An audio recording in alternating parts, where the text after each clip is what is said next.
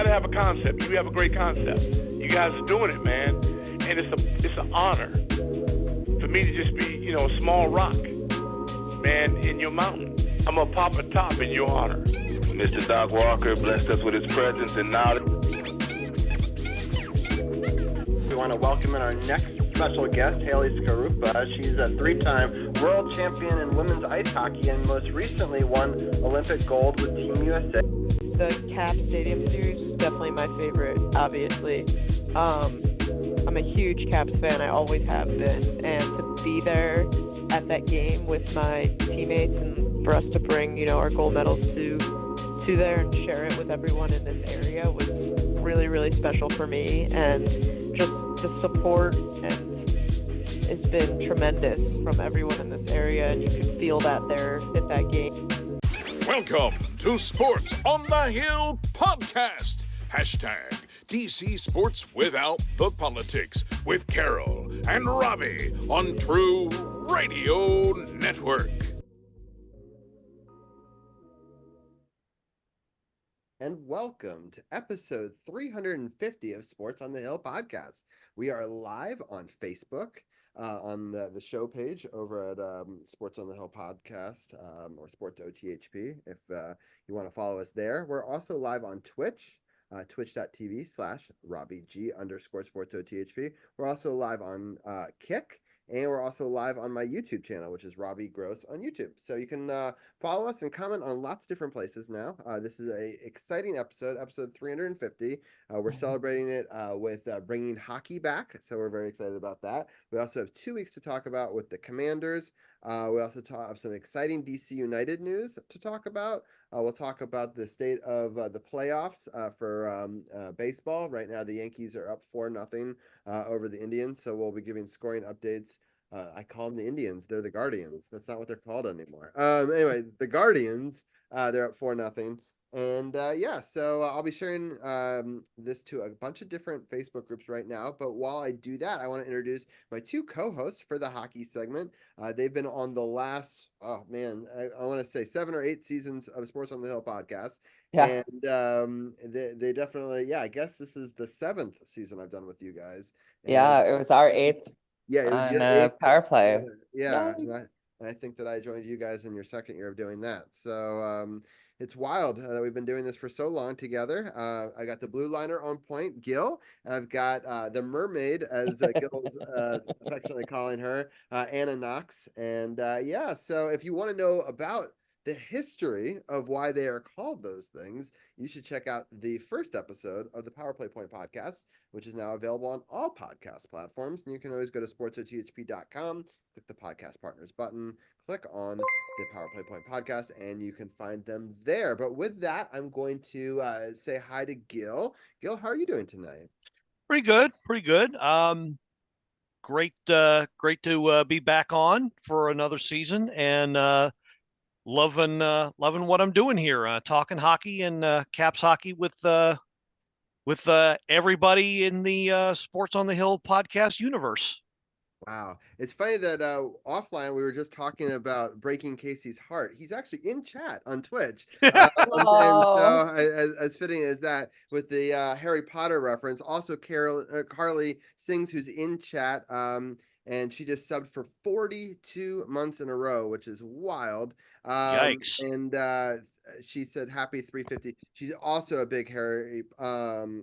Oh my God, I'm just making enemies left and right. But Carly has no idea what we're talking about because she's not seen that episode yet, but I have.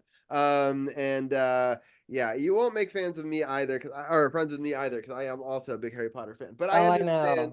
I understand it is not for everybody. But in fact, the new show looks like it might be terrible because the guy was like, I don't really know if I want to do it based on the books. I was like, that's what was going to make yours different. But anyway, well, that's an aside for another day. But Anna, how are you doing tonight? Yeah, I'm good. Well, I was good. Now I feel like I should be doing it from the doghouse or something. No, you're fine. You're fine. But no, it's just Harry Potter's just not my thing, but that's okay. Anywho, I'm doing good. I'm doing good for Monday. And I wish we were gonna talk about a win, but but that's okay. It was only game one, and I think Gil and I felt like it was fine. Like I don't have any major complaints because again, it was game one. But I'm just Yeah, glad that we're back. it's interesting. I'm happy we're back too. And so it's interesting because both games that we'll be like focusing in on, both on the hockey side and the football side, the home team didn't win, but I felt really good about both of them, which is a very Yeah. strange thing to say. I mean, the Yeah. Caps had the Commanders had the benefit of it was 2 weeks, and they did win one of the two games, and they've won 4 out of their last 5, so that's pretty good. Yeah. And the Caps, which we're talking about in this hour, they had the worst schedule. I know Gil ranted about it a little bit on his podcast, but not as much as I actually expected him to. I almost want to rant on it more because it's ridiculous the amount of games that New Jersey had played before us. We were basically served up to them like Thanksgiving dinner, right? It's just on a platter. Here you go. That's what you're gonna. And they'd played a bunch of games. So I just want to break this down real fast for people, and then we'll talk about the game itself.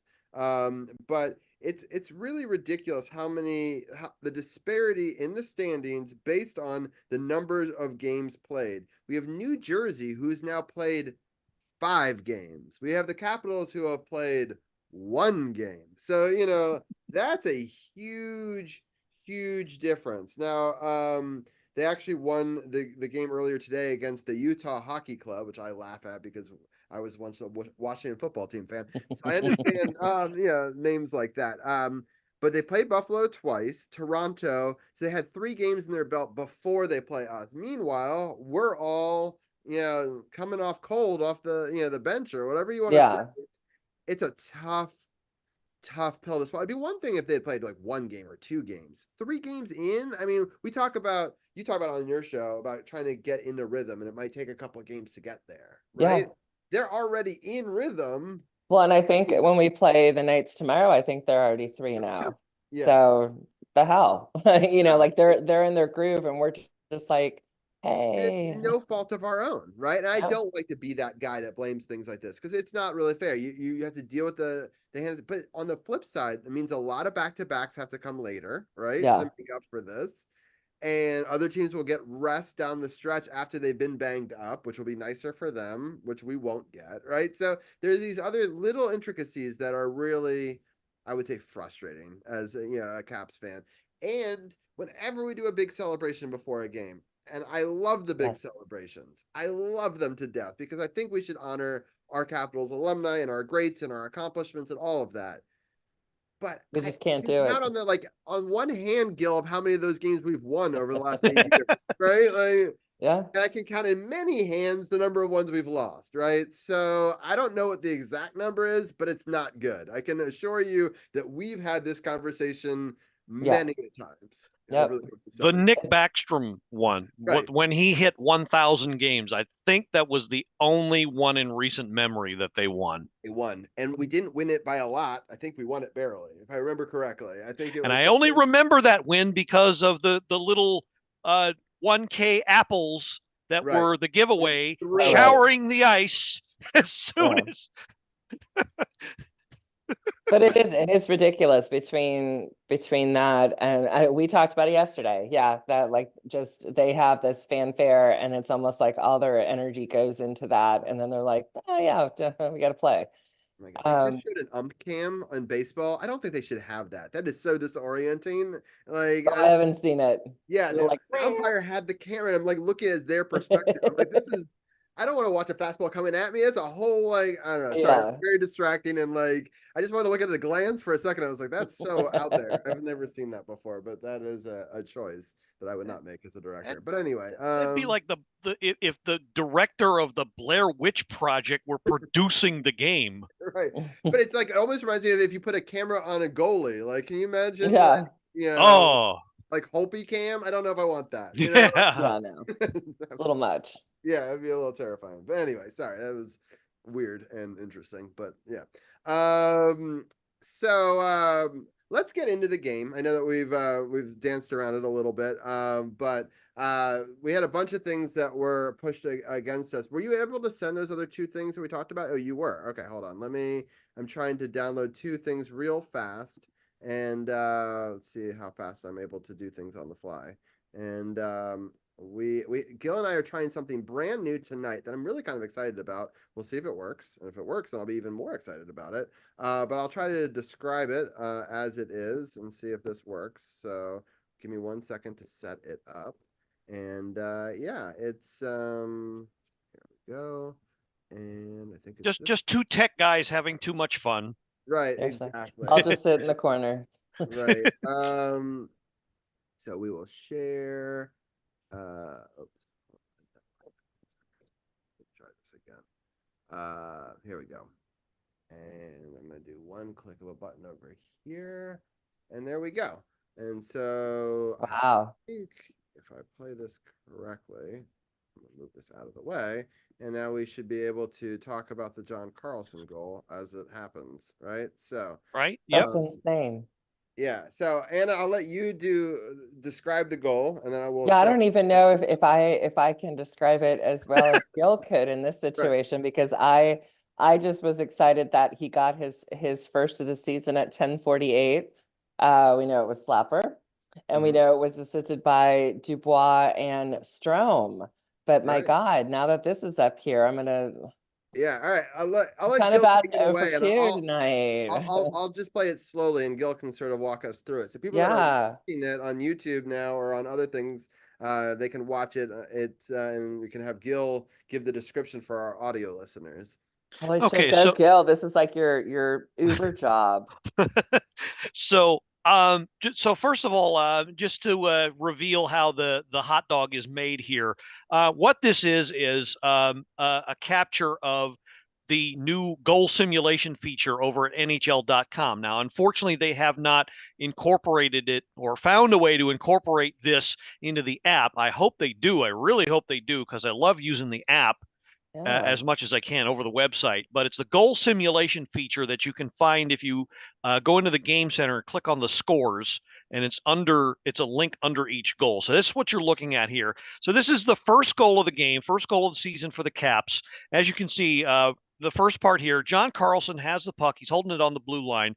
Caps are on the power play here. And he's basically going to do kind of a yo-yo play along the boards with Dylan Strome to start. And Strome is going to be shielding the puck from the penalty killers. And then Dubois is going to pick it up in the corner, and he's going to do pretty much the same thing, just maintain possession here for a while. So this is after that, right? Yeah. Okay.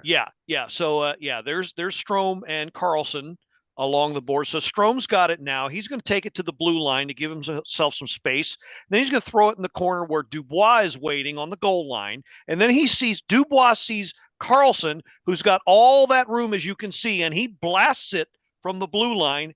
And as we all know, look at how many people screening up front in the net. Exactly. Good eye, Robbie. So you got Strome and Wilson, two decent sized, one big body and one decent sized body. That next to Wilson, anybody looks like a decent sized body and not too big of a body. And they're dragging a defender number 8 with them. So yeah, three bodies. Exactly. So Markstrom probably can't see the damn thing at all. And here's a 100-mile-an-hour shot coming at him, and it goes in. Yeah, Good for Carlson. Holy shit. Like we talked about, what'd you say, Gil, yesterday, that just when we're like thinking he's going to start to show his age, and here we go. Yeah. Wow. What a cool. So yeah, when a body meets a body coming through the ice. Exactly. So I'm going to download the other one, but Anna, walk us through the next goal, because I don't have the other team's goals. I just have ours. But Yeah. So we have less than 3 minutes later, the Devils score to tie it up. And then they score again at 16:24 to close out the first. Second period opens up with Strome, a goal of 32 seconds in, which I love. I have a feeling he's going to be quite hot this season, hotter, assisted by Carlson and Ovi. So I don't know. I feel like Dylan Strome is just coming to his own, and he was great last season, but I think it's just going to continue for him again this season. All right, Gil, want to try to take it away from there? We've got okay, so this is the tying goal early in the second period. So as you can see, Mangiapane and Ovechkin are in the corner with a couple of Devils defenders. And puck is thrown out by Ovechkin, and it looks like, according to this, it might have hit Strome. I don't know, but it looks like it was a clean pass because Strome doesn't get, and obviously he doesn't get an assist on his own goal, so he manages to get it to Carlson, who throws it at the net. Now, as you can see, you've got three guys converging on the net, and this is why the goal was so successful. You notice this goal and the first goal had two things. What did you have? Guys going to the net, which I think they did enough of, but maybe could have done more of to get even more productive. So, so as Robbie's holding it here, look how many people are in the net. Not only right, exactly. There's three of their guys too. Look, and this why one of the reasons why I love this feature. You can see things like this develop from a unique point of view. So anyway, it's at the net. Mangiapane's throwing the screen, and Ovechkin is the first to get to the puck, and he kind of, I'm not sure what he does here. I think he tried to direct it at the net, but it got either partially blocked or fumbled somehow. And then, so the puck is momentarily loose. And then basically Strome jabs it with his stick. I think Ovechkin touches it because I think that this, otherwise well, it'd be flipped. He must have, because they gave him an assist. The assist, yeah. His was the primary or the secondary assist, which here's where I think the assist actually happens. So Ovechkin over here passes. So maybe when he threw it to Carlson. Yeah, it gets bounced around with these people here, and then Strome knocks it in before Ovi gets to it. But Ovi did bring two players towards him because they were scared Ovechkin was going to get the rebound, which opened up a little bit of room, not much, for Dylan Strome to poke it through. And I'm glad you brought that up, Robbie, because the big news out of, part of the big news out of Washington Caps land today is that actually they are going to experiment with Ovechkin playing the right wing now. Yeah. We've tried this before and it did not work. Well, I think the idea here is not to micromanage Ovechkin so much as to throw off, as you said, Robbie, throw off the defense because he does attract attention. So maybe the thinking is you put him on the right wing every now and again, then that kind of changes the mindset of the defense. You know, how do you play him? Is he going to go for the one-timer?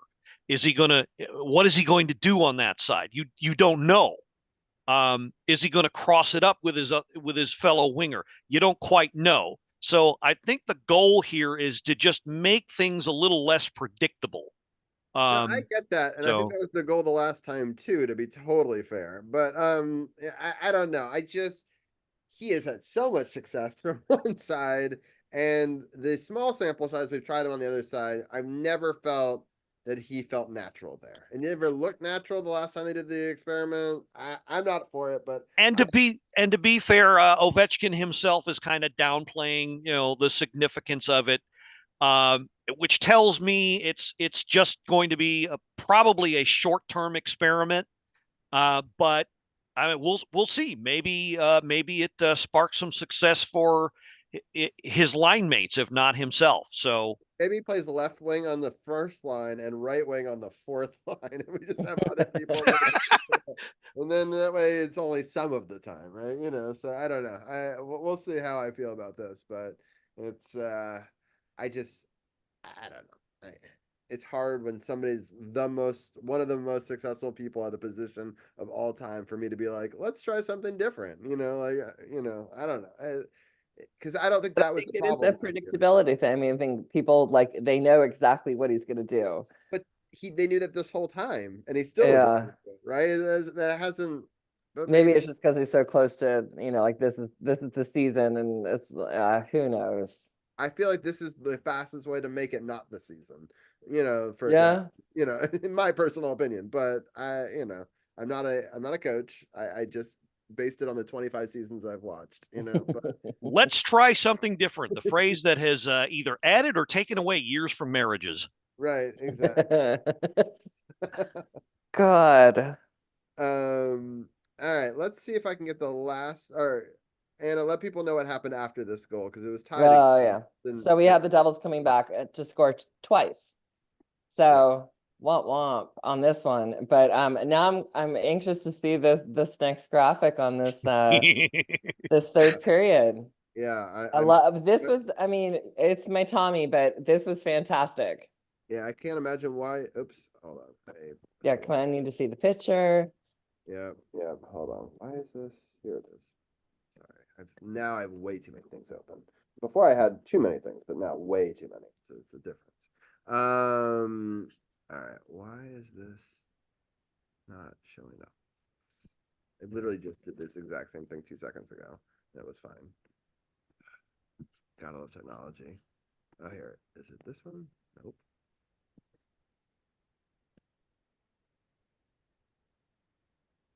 It's the one that says Tom Wilson on. Why is this not showing? There we go. There we go. Eventually it's gonna happen. Love Okay. it. Yeah, All right. 135. So And assisted by McMichael. So an early period goal again. And as you can see, so Wilson starts the play himself from the half boards, gets it to McMichael, who is, look at all the bodies behind the net. They're converging either in front of the net or behind him. He finds a way to evade or fight off these defenders. Look at these other. There's currently 3 Capitals out here and 1 defender. Like he somehow sucked in 4 people. That's crazy. Right. So you've got Van Riemsdyk and Sandin manning the line, and so Wilson has a checker on him, but gets by him, and as you can see, sneaks into the slot, and he's not all alone, but he's strong enough and skilled enough to get the shot off and puts it in the corner past Markstrom. And I don't want to sound that this might sound a little bad, but I am really glad Wilson got that first goal out of the way already, because if he starts his production, the earlier he gets going, then that is a great sign. I don't think he really got a chance to get going on his offensive production last year, for a lot of reasons, but this is a terrific sign. I don't think I'm overblowing this at all. If he can be counted on to produce like this most of the games, even if he doesn't get on the score sheet, that's a terrific sign. This is one of the great takeaways from the game. Yeah, I've always kind of felt with Tom that we've not even seen his full potential in scoring, because we see little glimpses of it here and there, but he hasn't put it together in what I would say a consistent manner. He hasn't done 20 goal seasons and stuff like that, which is very impressive. But I mean, I think he, with his skill set, could score 30 goals in a season. He's definitely got that capability, and he's come close a couple of times. And I think I really like this combo with him, Dubois, and McMichael. Is you got a speed and skill guy in McMichael on one wing, and then a guy who can create space on the other wing, who's got some decent hands, and you've got Dubois in the middle, who's the closest thing to the total package this team's going to have. That's not downplaying him, but he's got some size, some skill, obviously, some speed. Mm-hmm. And so he's going to be controlling the play in the middle. I think we're going to see a lot of good things from this line.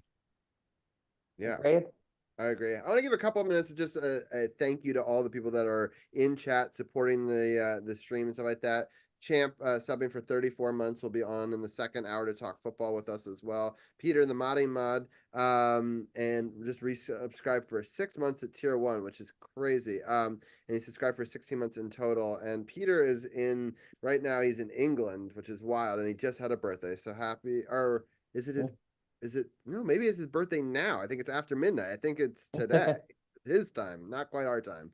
But I really appreciate it. And Ginger Dory, one of our biggest contributors as well, is just subscribed for 23 months. So I really appreciate all that. And Ryan Natty Flat Guy, who's a Canes fan, who's been on the show before with us, just joined us as well. And I said, let's go Ep.350. So I really appreciate everyone for tuning in and being a part of it, whether you're lurking or whether or not you're on any of our different platforms, watching and listening. So I just wanted to give a quick momentary shout out to that. But I agree. Tom Wilson making it 4-3, getting it close, I thought was very impressive. And I just wanted to point out there's two guys that are wide open, which is important because I think 47 couldn't stay closer to 43 because if he fully trailed him, that was going to leave 38 or 57 wide open, right? Yeah. And they would have just slapped it. So just a good play design. And I really appreciated, in the third period, they had obviously talked in the locker room about having to score quickly to try to gain back some momentum, especially at home, get the crowd into it. And they did that, and the crowd was into it. Unfortunately, that wasn't enough. But and I do want to finish up the scoring summary. Say that one more time. Sorry, that just totally cut out. Sorry, I was gonna say, do you want to finish up the scoring summary? Well, we have the Devils scoring again. Boo. It was 5-3. It was a 5-3 loss, but I will say I was just really weird with my headphone just cut off. See some Harry Potter magic going on there. Yeah, I didn't think this was a bad game. I don't. And I said it yesterday, and I know that we don't usually talk so much about other teams, but I do have a gut feeling that the Devils are going to be a hot team this season. So you know what, for our first game and they're like fifth, I thought we did well, and I thought it was good. And then when I look at the stats, I mean, you really can't complain when shots on goal are 33-32. I mean, that's okay. I think penalty minute wise, I think we probably just got a little excited out there. Had a couple of times in the box that we didn't need to.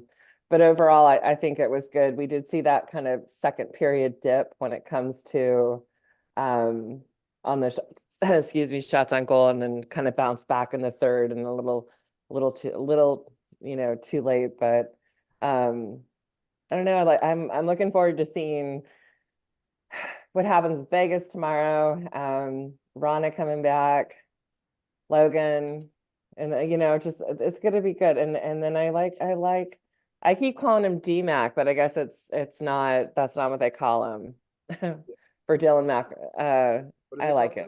I don't even know. Dylan McElrath. Yeah, but I call that. So Ovi actually calls him Big Mac. Yeah. Which I love. I mean, how can you not? But I like him, and I know we talked about this yesterday, but I'm glad he's there. I know, Gil, you wanted Alexiev. Well, I'm not. You know what? I'm fine with McElrath being there. He's a vet. He's actually a veteran. Although this will be like maybe, I don't know, his 10th or 15th. I didn't check, unfortunately. I'm not sure which NHL game. Doesn't have too many NHL games under his belt, but he's actually a veteran. He knows how to play the game, and I trust him to take care of the bottom 6 minutes. So I think you're going to like his game, and Vegas still has some bodies that can move the puck around. So that's going to prove pretty useful. And like you said, you got Logan Thompson returning to Vegas. He'll be all fired up. I think this game will be great for the Caps. Do you think he'll get the goalie nod? Returning against. He is. Yeah. Well, I think they've already announced him as the starter. Okay, I hadn't seen that. Rana, and then Big Mac. Nice. I'm excited to see them and get some of these guys in there. A little scoring update. The Bills just in the battle for New York State, I guess. And the Bills versus the Jets just scored a touchdown, and they're up 20-10 in that game. Go Bills. Anna's time is short, so I wanted to tell my little story of going to the Hockey Hall of Fame. Yes, please. Before we let Anna go, and then Gil and I will do a very brief look ahead. We'll obviously recap that next week as well. So Liz, who just joined us in chat, took me on a surprise trip for an early 40th birthday present to Canada. A place I've always wanted to go to is Toronto. I have lots of friends through Twitch up there, and family as well. But something that's always been a bucket list item for me, especially ever since we won the cup. But always I've wanted to go there, but I've always wanted to be able to see the names on the cup, even when I got to touch it, which is my profile picture and a lot of different things, including on Twitch and on YouTube. Obviously their names weren't inscribed yet, right? And so fans of the NHL know that there are 3 Stanley Cups, right? So there's one that's the traveling one that actually happened to be right before the 50th celebration was out there. They were celebrating with it this past week, which was cool that the NHL had the cup there for them to celebrate with.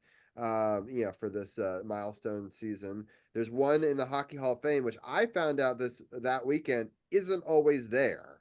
That sometimes they take it for cleaning. And like, how depressed must you be if you ever show up on the day where it's not there? Like, I would have cried. And so I in fact almost cried just walking into this place. So quick little back. This is the beautiful building that it's in. It's kind of like a mall, and it's really gorgeous. They have a special Tim Hortons thing in the spirit of hockey. So these are these cool glass cases that has all the Canadian teams in them. They also have this as a cool display out front. And Liz surprised me. We were doing a walking tour of Toronto. She was trying to trick me into thinking that we weren't going to the Hockey Hall of Fame because there's a lot of misdirection as part of her planning here. And halfway through this walking tour, one of the tours on this ghost hunt thing that you're doing through an app and also telling you about famous places of Toronto is in fact the Hockey Hall of Fame. So then we had lunch downstairs, which I don't show, but I just hear some close-ups of that. But let me walk you through. So obviously, there's a ton to do. I didn't take pictures of everything. I took pictures of all the stuff that have capitals related because I wanted to show them on this. Here is our official picture. We got an official picture taken versus like taking a selfie or having someone take it. Love it. And I love it. And it's got all of the Hall of Famers around it. And then there's the cup. I wanted to obviously touch the Stanley Cup, and you can touch where it's engraved, which is amazing, right? And I thought that was pretty cool. Here's a selfie with the cup. And some other views of it. There are all of the major awards are there. So I'm going to go through some of them real quickly. But there's also the story of the Stanley Cup. I don't want to, I know that Gil wants to go there, so I don't want to like go too much into detail. I want to see some of it. Here's a selfie, both of us in front of the cup. Here is a puck, which is part of what was it called? What's the name of this award? It's the oh, I think I have another picture. I think that's the Art Ross Trophy. Yeah, that is the Art Ross Trophy. You're correct. So I almost could play trivia and see if Gil knows all the trophies. I'm sure he does. And here it is. So that's what it looks like, and it's full. Wow. And there's a puck for each member that's on there. That's what I love about these trophies is they're all engraved. It's not like there's one that you're giving to somebody. Right. Stay in this grand room for everybody to go and visit and see. The different. There's the obviously there's the President's Trophy. There's also the trophy that you win for each of the conferences as well. So that right there that we're looking at, that's the Prince of Wales Trophy that goes to the Eastern Conference playoff champion. See, I knew that Gil would know without even me telling him which ones they were. And so that's a close up to that. And then I thought I had the other one too. Sorry, these might not be in order. But there's so much amazing stuff in here. I think it's up here further. I love Liz rocking the shirt. Yeah, we'll get to that in a second. Here's the Rocket Richard, which I always joke that they should rename the Ovechkin Award because you can see here there is a ton of OVs throughout. So there's some over here, and then the other, if you spin it around and see the back of it, there's a lot of Ovechkins in there. And then that is so amazing. So that was really cool. I also took a picture of the 98 champions because I was there the day that they won that and they hosted it in our building. But I still think it was cool to touch that part too, because as happy as I am that we won it, that's still it was one of the very first games I ever got to go to. So, and the fact that that moment is engraved on that cup too is to me, was really cool. Let's see here. That's this is the President's Trophy. That's the President's Trophy. Yep. And so I've in fact seen that in Cap One in some of the years that we've won it because they have it on display after you win it. Some of the seasons that we did. And then over I wanted to show a couple other things. Oh, maybe it's farther up. Sorry, it's not all in order. There was some really cool stuff. I guess it's like way up here. Is it possible? Or maybe I didn't load this picture in. I thought I did. Sorry. Here.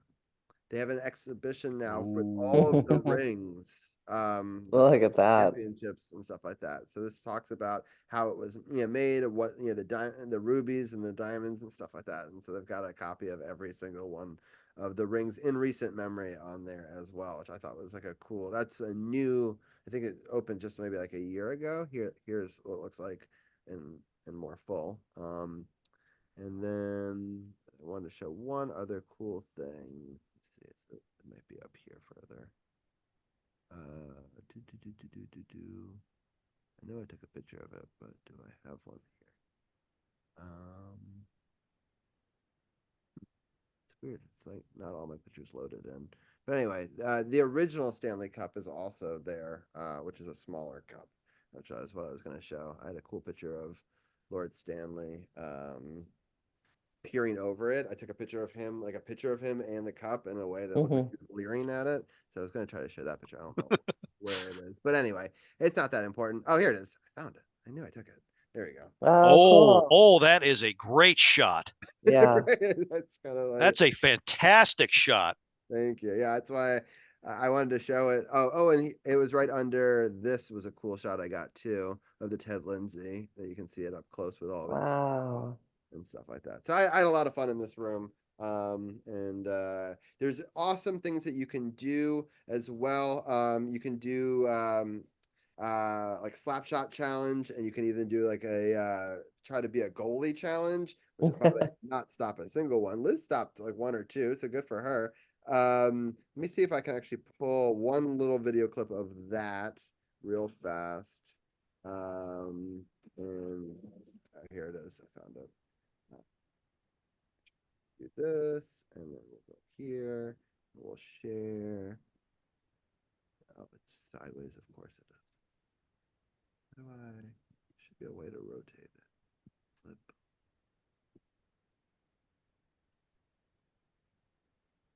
Why is it not working?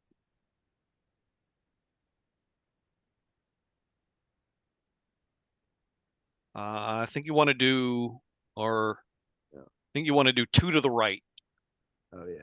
Do rotate or left, but yeah, either way twice. Yeah. Same direction twice. There we go. There we go.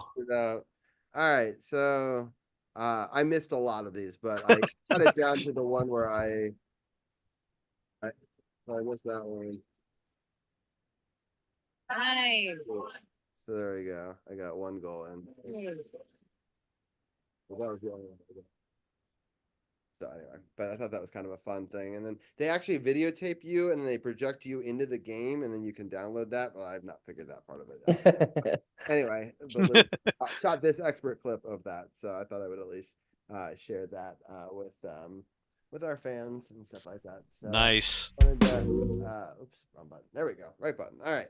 I just wanted to share some of those great moments. So anyway, if anyone ever has a chance to go to Toronto, they should definitely go. There's lots of great stuff to do. I can maybe at the end of the podcast talk about some of the other cool stuff we did, but I wanted to share with Anna and Gil. I love it. Thing, a bucket list item, and I highly recommend both of you if you guys get chances to go. I know, Gil. Do I have to start a GoFundMe to send you there? Right. I couldn't be more jelly right now if I were in the middle of a peanut butter sandwich. A little salty. It's all good. It's all good. Well, your wife is fantastic for doing that, and well deserved. And thank you for sharing it with us. I think that is beyond exciting just to have that, like you said, mark it off your bucket list. Yeah, there's lots of cool things. They had like a 3D movie you could do. There was, tons of information about the women's game, the men's game, the international game, because it's the Hockey Hall of Fame. It's not just the NHL, so right. A lot of other stuff. I focused this segment obviously because we're talking Caps on that side of it, but lots of wonderful stuff. I mean, you could spend hours in that. I didn't want to leave. So, it's a very cool thing. So with that, I'm going to let Anna go because Yeah. I promised her that I would. And then Gil and I will talk for 5 minutes real quickly about the upcoming games. But Anna will be coming on about every other week or so throughout the season. So Yeah, if it changes, I will let you guys know. We're just in the midst of like craziness with the kiddos, and it's all trying good. to keep my sanity. Either Gil and I will do it as a two-person team, or I'm sure we'll talk to some of the other people like Janaea and C4 and others. Maybe Casey wants to come back as well. So lots of people, Oh, lots of opportunities.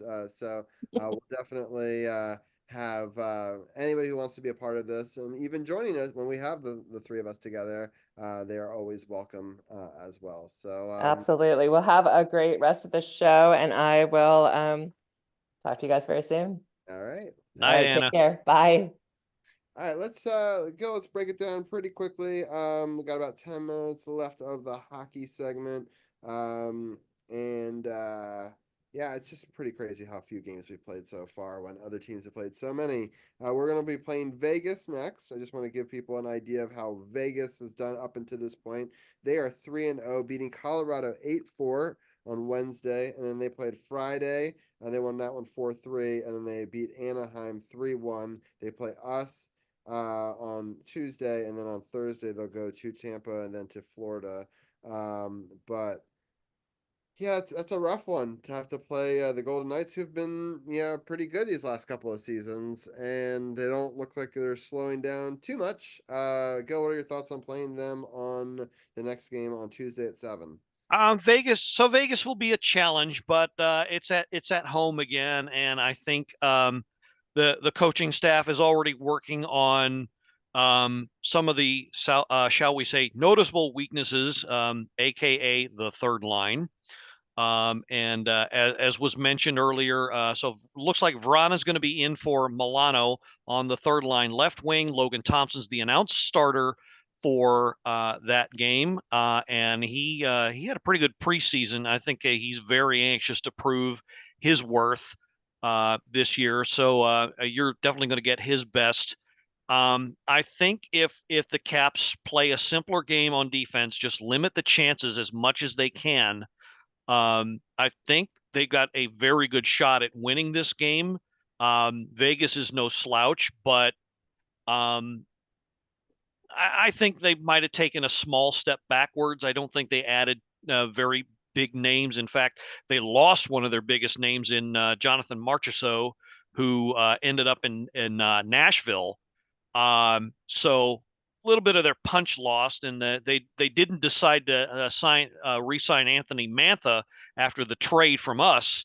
So I don't know. I think their offense might be a little have a little less punch to it. So I think if we can contain them, the Caps can contain them. This is something of a winnable game for them. Dallas, I don't know. Some have them as a legit Cup contender. I don't fully disagree with that. I don't know if they'll get past Edmonton in the final, in the conference final out west, but they're certainly in the conversation. They've seemingly got it all, top three in defense and offense and goaltending for sure. So that's going to be it. And naturally, being a Dallas team, they always give us fits, especially in our own building. So I don't want to write it off as a loss, but don't be surprised. Right, and it's interesting because they've won 3 in a row to start versus Nashville, Islanders, and Seattle as well. They'll play a game before us in the Sharks. That'll be their last home game before coming east and playing us. But it's just rough that all these teams are like in the midst of like. I didn't mind it when sometimes like a couple of teams didn't get a couple of games, and then those teams played each other to start or something. Like it's very frustrating that seems very lopsided. And then we get to play the Devils again on Saturday, this time in New Jersey. And as we were talking about on the broadcast, it'll be their second of 4 times that we'll see them in just the first couple of months, the first 2 months of the season. So it doesn't look like New Jersey's the whipping boy team that we knew from a couple of years ago when we beat them a record 8 times in a single season. but that's to be expected. And then looking further out, we'll play Philadelphia in a home and home, and then we'll go to Tampa Bay. And so we'll obviously recap those next 3 games and preview the following 3 next week on the show as we continue our hockey talk. I'm going to try to see if I can get C4 back on for that one.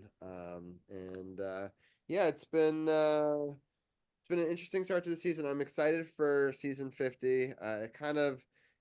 It's wild that I've been a fan for like about 25 years, so about half of it, right? So I remember getting the 35-year patch about 10 years into my fandom. I have the 40. I'm gonna have to try to get one of the 50 patches as well. And I think I got the 45 as well. I have to go back and check.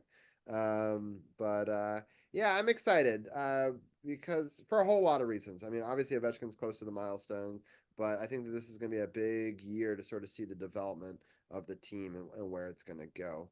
But everyone should go check out Gil and Anna's podcast, the Power Play Point podcast. Also, if you're a Caps fan and you want to join in on the discussion, I know they're trying to have a bunch of other people join in this season as well. And I will try to obviously make time. I usually do an appearance at the quarter-way mark and the 3/4 way mark throughout the season. And sometimes we even do simulcasts over here as the season goes on, where we do both shows together at once. So things like that might happen again this season. I look forward to all the hockey talk and being able to do this. Hockey is obviously one of my favorite sports. It's a big reason why I started this podcast. Didn't feel like there was a lot of podcasts that talked about both the Redskins at the time and the Capitals and the other DC sports teams. It was always usually one or the other. And so it's been a lot of fun over these 9 years to be able to do that. And what a fun way to start hockey again on 350. And Gil, any final thoughts before I let you go tonight? Just that even with the loss and the Matt Roy injury already, and a possible looming goalie controversy, there's a lot. There's going to be a lot to like about this team, and I think the key, as we mentioned on our show, was that it's not going to take them 25 to 30 games or more to figure out for them how to win games. I think they know how to win games. They know who they are. It's just going to come down to the new guys getting used to the system and Coach Carberry, putting more of his stamp on the team and that congealing into one much more cohesive, much more systematic unit that is, ready to play and react to any and all situations. I think they were caught off. They looked a little caught off guard in some situations in this game, and I think finally that they've gotten that game under them, which, as Robbie has mentioned, is a huge disadvantage. You've got these teams that have all played, and they've got multiple games under their belt, and they know what they're doing. This is, we're going in cold. So now that first game is out of the way, I think, those mistakes you're not going to see too many of. And, you're going to see a better team these next few games, be a lot more competitive, I'm sure. Yeah, I hope so. And I'm looking forward to it. I missed hockey. It's great to see that it's back.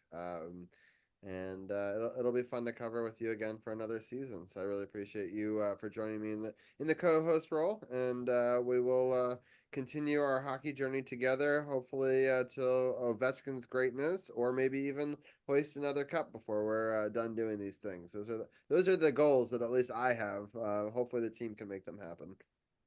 Yeah, absolutely. I'd be remiss in saying happy 350th, and I think I can safely speak for Anna and say absolutely love it that you're keeping us on with you and helping you out with the hockey part of this great podcast. I really appreciate it. Well, Gil, we'll talk more next week. Hopefully, we'll go 3-0 or something crazy like that, or at least get some points. I'd like to get started getting some points on the season would be nice, and make our way back into this thing. All right, loving it. Thanks again. Have a good one. All right, you too. All right, with that, we're gonna switch over to our NFL coverage. and I really love Gil for bringing it as he always does. We're gonna have there he is, DC's People's Champ, joining us in the co-host and anchor. We're also bringing in Ertz House as well, and it looks like we even got CP3 joining us as well. So a full house coming here for this hour 2 of Sports on the Hill podcast. I know we started a couple of minutes late, so I know on the audio podcast might not be quite hour 2, but I really appreciate everyone for tuning in live with us in all the different platforms. Once again, we are on Facebook, we're on Twitch, we're on YouTube, we're also on Kick as well. So with that, whenever CP3 and Hurt, you're ready, you're welcome to join in. I know they're on the line getting stuff ready, but we'll start off with you, Champ. But how are you doing tonight? I'm trying to cut down on drinking. My doctor keeps telling me I need to stop because I have issues with my liver. So I'm trying to do it tonight, even though the day I had with work, I could really use a drink, but I'm trying to be good and not do it. So I'll be sober with you. We can celebrate together with water. So my man CP3 here. I'm gonna tell you something. CP3 and his fiance got a lovely fucking house. Let me just tell you that. lovely house. Hey man, appreciate it. Glad you was able to come through, watch that game. It was a classic game. Fortunately, the Commanders came up a little short, but I felt I had to come on. It's been a long day, been a rough day, but I said episode 350, going back to when we first started the show, and we were having a similar feeling when I first got into the industry with the RG3 phase, when I first started writing.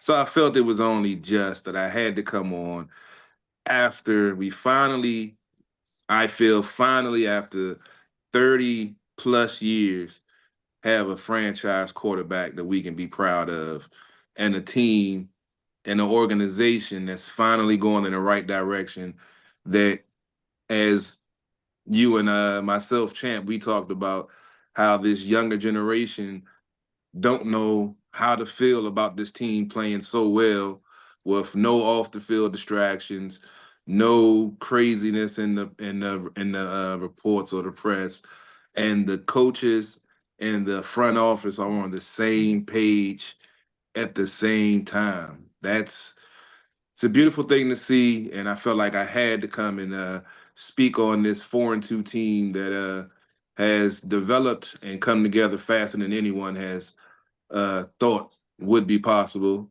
Even myself, even though I had them at a 4-2 record, I had no idea of I'll go ahead and say it, greatness of the rookie Jaden Daniels, and the greatness of the coaching of Dan Quinn to be able to get all of these players to buy in so quickly and to be on the same page and to be rallying for each other and to be a complete team. And it's a beautiful thing to see, man. So I'm glad to be here to talk about non-dysfunctional winning Washington football team on the field and not just off the field. Yes, in a few minutes. I am going to bring up the what I thought we all thought it would be in terms of the record at this point. But before I do that, I want to bring in Hurt, our first producer of this show, and the guy that really helped us get the whole thing started. Hurt, how are you doing tonight? I'm tired. I'm just going to be as honest as I can. I'm tired. It's been a long week. It's been a long day. My day starts very early tomorrow, so excuse me if I cut out pretty early. But I wasn't going to miss 350. It just wasn't going to happen. I appreciate that. Let me see if I can get if this works. And I will show this live here. Does it work like that? And just to get a quick update on the Buffalo Jets game, just came out of halftime. Buffalo's up 20-17. Josh Allen just connected on, I think it was like about a 45-yard unscripted play to get them moving the ball. And Aaron Rodgers, the coach / quarterback of the Jets, has been looking more effective this game, even though, I'm not sold on him, and I don't think that he was a missing piece for that franchise, but that's another story for another day. Yep. He's done. It's over. That's a crazy contract, and you think about how early he got hurt last year, and then oh man.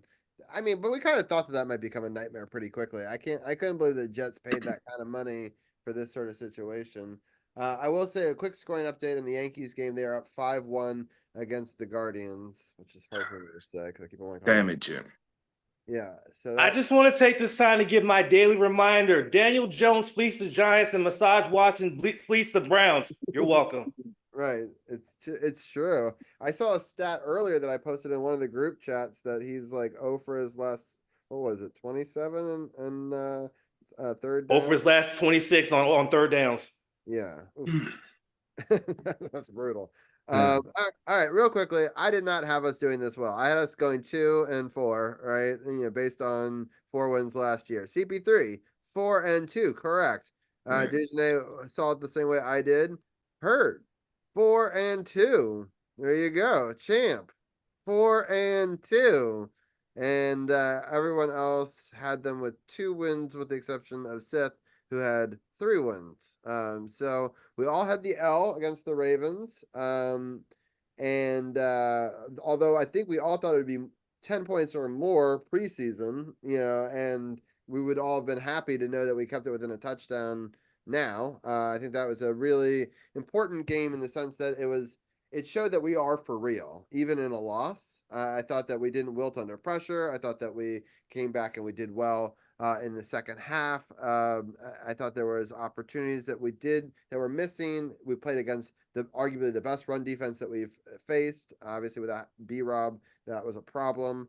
But I wish we maybe gone to the pass a little bit more. But overall, I thought that we did pretty well, and about as well as I ever expected us to. I actually watched the game while being in line for roller coasters at King's Dominion.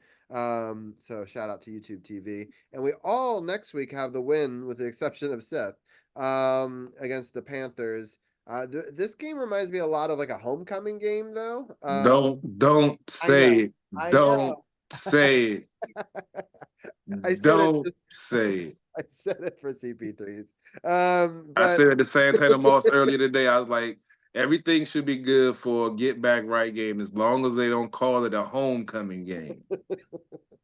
I actually saw that comment earlier on Facebook, but so I knew I would set them up. But yeah, it's interesting. Oh, he missed the field goal. The Buffalo got down there, came up short on 3rd and 15, went for the field goal, and he shanked it to the right. This is what makes me happy that CP3 is not a regular on the show, because YouTube TV is still 30 seconds ago. Anyway, yeah, I was about to say, I'm watching on ESPN. He still hasn't kicked it yet. Oh, yeah, damn, my bad. I haven't even gotten to the down where they're going to kick it. So anyway. Spoiler alert, my bad. But well, anyway. it wasn't that bad of a miss. You made it sound like that joker was a wobbly duck going way right. I had to do the old John Madden. He shanked it, man. I had to bring the old school out, man. Fair enough. But overall, though, for us having, it wasn't that bad. All right, so for us starting 0-1 on the season to then win 4 out of the next 5, Hurt, what does that say to you? It says that this team's getting better as the season goes on. It says that when something is working, we stick with it. It says that these coaches are making adjustments game to game. You can see the playbook opens up a little bit more every game. Every game, it opens a little bit more. Every game, the most frustrating thing about being a Redskins fan the last 10, 15 years is having coaches who feel like whatever plan they had for the team on Wednesday was going to win on Sunday. And you can see the same play not work over and over. If a screen pass didn't work in the first quarter, you're going to see it at least 3 more times. If the fade route didn't work in forever, you can know that's going to get thrown at least 5 more times during the season. And with this team, you see a drag route work. Oh, you're going to see that play again. Jay Gruden would piss me off because Jay Gruden would have a play that would work, and then we wouldn't see it again for another 2 weeks. This coaching staff sees plays working and like, okay, we're going to do that again.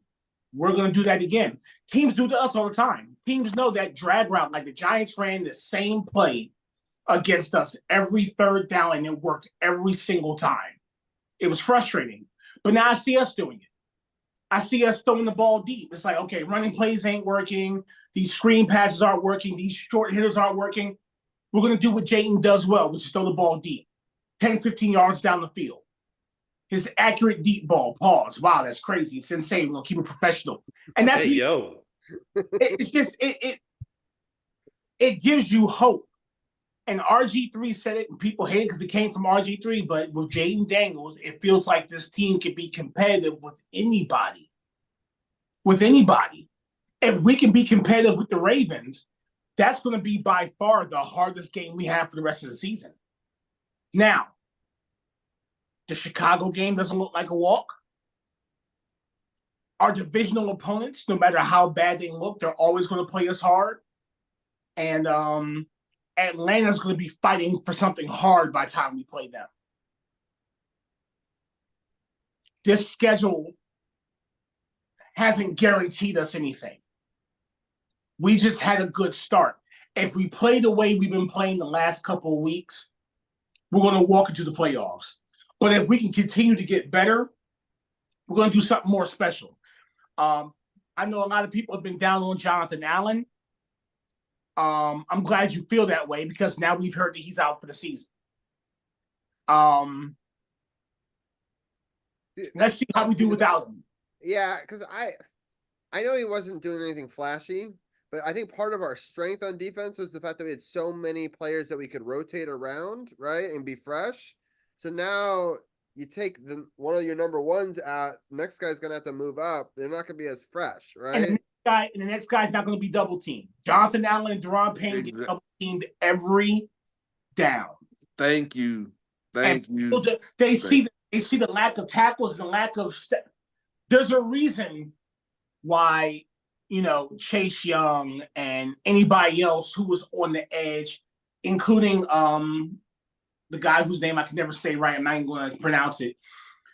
It's a reason why these guys get to the quarterback. They have one-on-ones. You can't.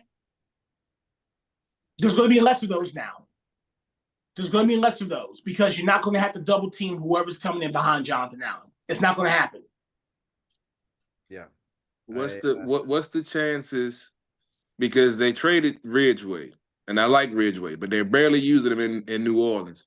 What's the chances of them pulling something off and bringing him back, Hurt? I think that would be a low draft pick trade move to bring him back. He was, familiar with the system from training camp. He was wreaking havoc when we had him, last year, power bombing Bama's in the game. So what do you think the likelihood of them reaching out, trying to maybe make that happen again, not trying to get some big flashy name? Likelihood?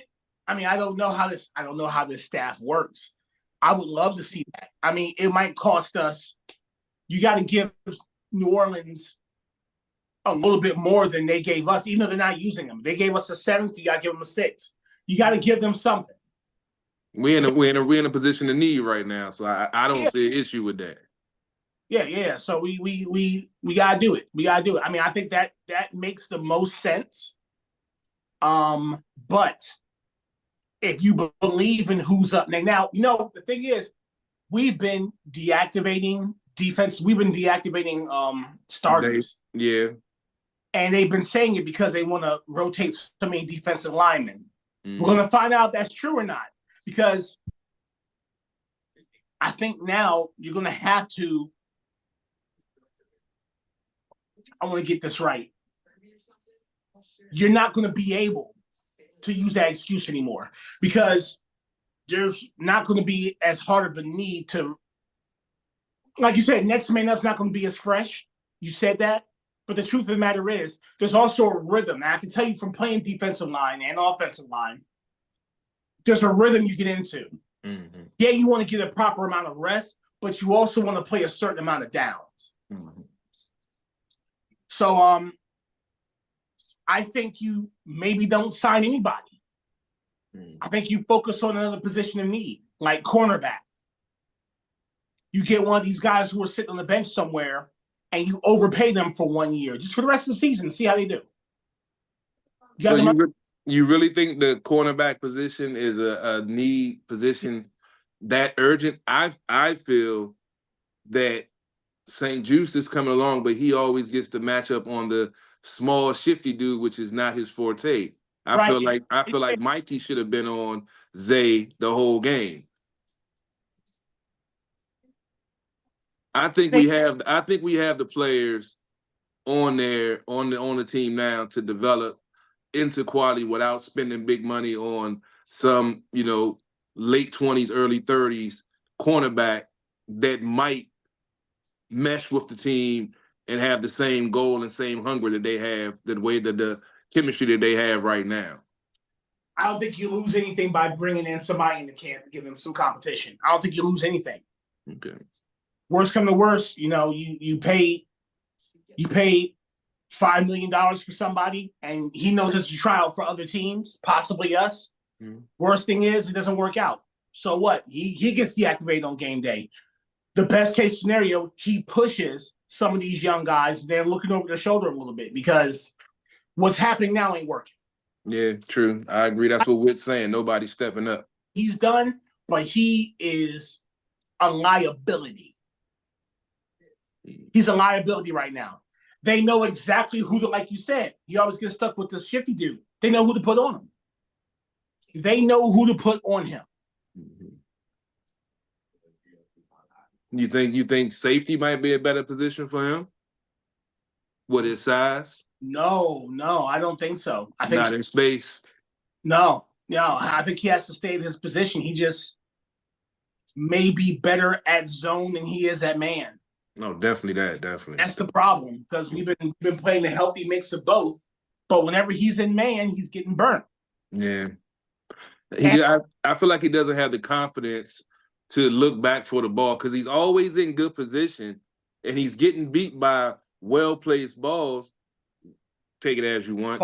But but it has to be a perfect pass that's been beating him, and just because he doesn't have the confidence to look back for the ball, I feel like that's why he's getting beat. That's why I feel like he's not that far away. He just doesn't have that confidence to get that feel for the ball, and it's still a little bit fast for him. I think he's right at the cusp of turning that corner, in my opinion. I think a little veteran competition might help him turn that cup. That's true. That's very true. Very true. Yeah. Well, I don't know. We'll figure it out because we definitely got to get some more turnovers. I want us to make moves sooner rather than later, though, in my mind, because get them in here, get them, I think waiting too long, you won't get the chemistry that you need if you're trying to make a playoff run this year. So I know that that's way higher than any of us were expecting going into it, but I think we've got to adjust now, especially the big thing for me is this is a quintessential trap game coming up again. Now, we've dealt with a couple of potential trap games already this season, but with this staff, I don't feel there's no such thing as a trap game because they're prepared. We don't play to our competition. We play our Yeah. I mean, I hope that continues. The Cleveland game proved that. Yeah, absolutely. Yeah. And you see how Philly struggled with them yesterday, and we handled them with no problem. Right, which makes me look at Philly a certain type of way. And I'm looking at Philly like, I don't know if y'all sweep us this year. I don't know if Dallas gets a win against us at all. I'm more worried. Dallas got dog walk yesterday. Bad, dude. Dallas bad. I'm more worried about the Giants' second game than Dallas. Right. So that's a weird thing about Dallas because last year, best home team in football, winning all of their home games, right? And then this year, they're getting blown out, but only allowing 17 points against on the road. I just cannot understand that for the life of me. And your owner's birthday happy birthday. Happy birthday. Here's an L. Big L. He let them know how they really feel about Jared. Right. That's wild. I was laughing because going through, an amusement park yesterday I wore my Santana moss and rocked it and so it actually covers it. There you go, Santana, I see it. Y'all gone this background. I got my Santana Moss jersey on also. Exactly. And but it's funny because I ran into a bunch of Cowboys fans and they were like, yeah, this is our all-in season. Because it's funny because I had the game on YouTube TV and I was like, you guys aren't doing so hot right now. And they were like, yeah, it's wild to me that they've fallen off so much. Do you think that us taking their coach was that definitely had an impact? Definitely. Of course, not just us taking their coach. Like, they took somebody who was highly respected on the team. You saw Parsons. Parsons kind of hint that he wanted to come with them. Like, that means something. Like, we took a strength from them and made it ours. Much needed. much needed. Much And needed. if we get Parsons when his rookie contract is up, oh my God. It's funny that we took that and made it a strength, but he's our head coach. Where I don't feel like our defense is doing that much better, but our offense is, which is I thought was an even more interesting, Well, I got to give a shout out to Joe Witt. Folks might be talking about the defense, talking down on it, whatever. I love that dude. He's straightforward. He takes accountability, and he says, we need to do better at getting these guys ready. They need to do better on the field, and we need to do better putting them in position to win. And I've always been an advocate for the defense. I'm a defensive guy. And if you don't see the progress from week to week, I mean, it's not perfect, but you see the development, you see the chemistry, you see the communication, you see the less blown coverages. We had 2 weeks in a row. Granted, it was Cleveland and, lesser offense, but held them under 200 yards passing. They've been, having getting as many explosive plays, and they're maturing as a group. And like I say, it's week 6, new scheme, new coach, new coordinator, new players, and they're just getting acclimated to working together. So I feel like you're going to continue to see them grow, and the turnovers are going to come sooner or later because they're playing sound, fundamental defensive football. So I got to give a shout out to Joe Witt in the defense. A lot of people hating on him and talking about, the rookie got to do it all by himself and the defense up. You have to see the growth of the defense and how they're starting to come together. Now we have the injuries, multiple injuries on the defensive line, which is testing our depth, which is, like Hurt said, we're going to see if that, next man up, best man for that game is the true philosophy, or is it they were, trying to cover up for some folks that hadn't developed the way they planned them to. So this is, I guess you can say it is kind of a sort of a trap game with the injuries and with the defense not being able to stop the run with Jonathan Allen now. What are they going to do without him? So I guess, Robbie, you can kind of say it is a trap game because any given Sunday, any team can win. Right. And you got to figure that Carolina needs to try to find a win or, something positive for them because they've had a really rough year. And those are never teams that I love to play, just because they almost got nothing to lose. Right. And got a lot of pressure. And I just want to get a quick scoring update. It is now 2020 Jets Bills with 6 minutes left on the third. I gotta float. Yeah, I totally understand. Make it. You were awesome for being here. And I really appreciate from episode 1 all the way here to episode 350, 9 years later. Hurt, thank you so much. You're obviously welcome anytime to come back for the rest of the season. And whenever you have your big announcement, I can't wait to share that with the world as well. If you want to let everyone know about anything else, I also will give you your URL for your YouTube in the show notes and in the command down below as well. Yeah. Life versus Lymphedema on YouTube. I have a whole Commanders episode that had to go up sometime this week. I just haven't had the time to do it. I got nothing, man. It's been a long week. Yes. Well, we appreciate you as always, and we'll talk to you soon. All right, later on. I'll let you, Mike. So, CP3, give us an analysis going into Carolina. What are your keys to success? Definitely, we got to run the ball. Hopefully, B-Rob, he'll be back. I was a little didn't understand they activated Chris Rodriguez, and I haven't watched the game again closely, but I don't remember seeing him getting any snaps. And running the ball is going to be key. The Panthers defense isn't the Ravens, so I feel like Jaden should be able to, exploit that and get out there and make some things happen, which will loosen the defense up for the offense to open up like we've seen, as long as they don't, do anything crazy, turn the ball over or anything like that. Defense is definitely going to be key, stopping the run. Carolina does know how to run the ball, and with Andy Dalton at the helm now, they have a capable, veteran quarterback that knows how to use his eyes, knows how to use his legs. Play action game is going to be key on both sides. So it's going to be solid. Got to be solid defensively, especially losing a talent like Jonathan Allen. We're going to see who they promote from the practice squad or whatever they do. It's only Monday, so we got a couple of days in the week to see if they make any moves or who they promote. And got to give a shout out to the special teams. Nobody's been giving them any love, from the first game when we got rid of the kicker. Ever since he's been here, he's been on point. The coverage has been sound. They took away a return on us. I highlighted that hold that they called wasn't a hold. So you got to give a shout out to the special teams. I'm going to make a bold prediction that the special teams will make a play this week. I want to say touchdown, but I'm not going to go. I'm going to just say they're going to make a play. Maybe a block.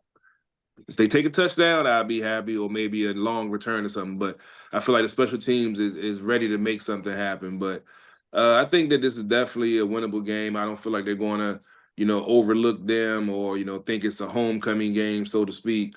But it's definitely going to be a challenge from the first quarter because if they don't get out to a fast start and crush the Panthers' hopes early, they're going to be in the game late, and we don't want that. So I'm hoping they get off to a fast start. I don't see no reason why not. Got to give Kingsbury a shout out. I know I didn't trash in the first 2 games. I got to give him a shout out for the last 4 games. His play calling has been above board. Those games where they didn't punt for 2 games straight, I can say his play calling was almost perfect.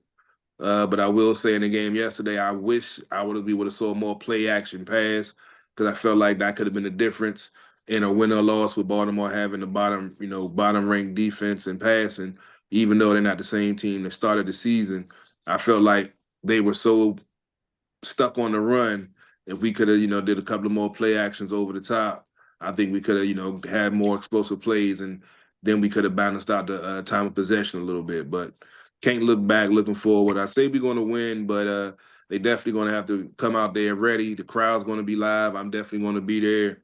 And that atmosphere last home game was live. I got a feeling it's going to be even more with the Darryl Green number retirement and them coming home, trying to bounce back from a disappointing loss that we all predicted, but it could have been a win, and we could have had a 5th consecutive victory Monday. Yeah. Was this game always a 1:00 game, or did they flex it to 4? No, I believe it was 4 off the break, and then it they was made a 4 off the they had the Darryl Green, and they just put the Darryl Green ceremony since it was 4:00. Got it. Yeah, I see that now. Okay. That's awesome. Darryl Green was one of my favorite Redskins growing up. I just, so I'm so excited for him. Well deserved. NFL record, 19 years in a row with at least 1 interception. Yeah. Wow. That's remarkable. Played 20 years for one team. You ain't gonna hear about that no more. Right. That's wild. Yeah. So one of the greats. And so yeah, definitely CP3 has been taking a lot of great pictures and videos and content from the games, and so he'll be sharing more of that, and he's been doing a lot of great consulting stuff.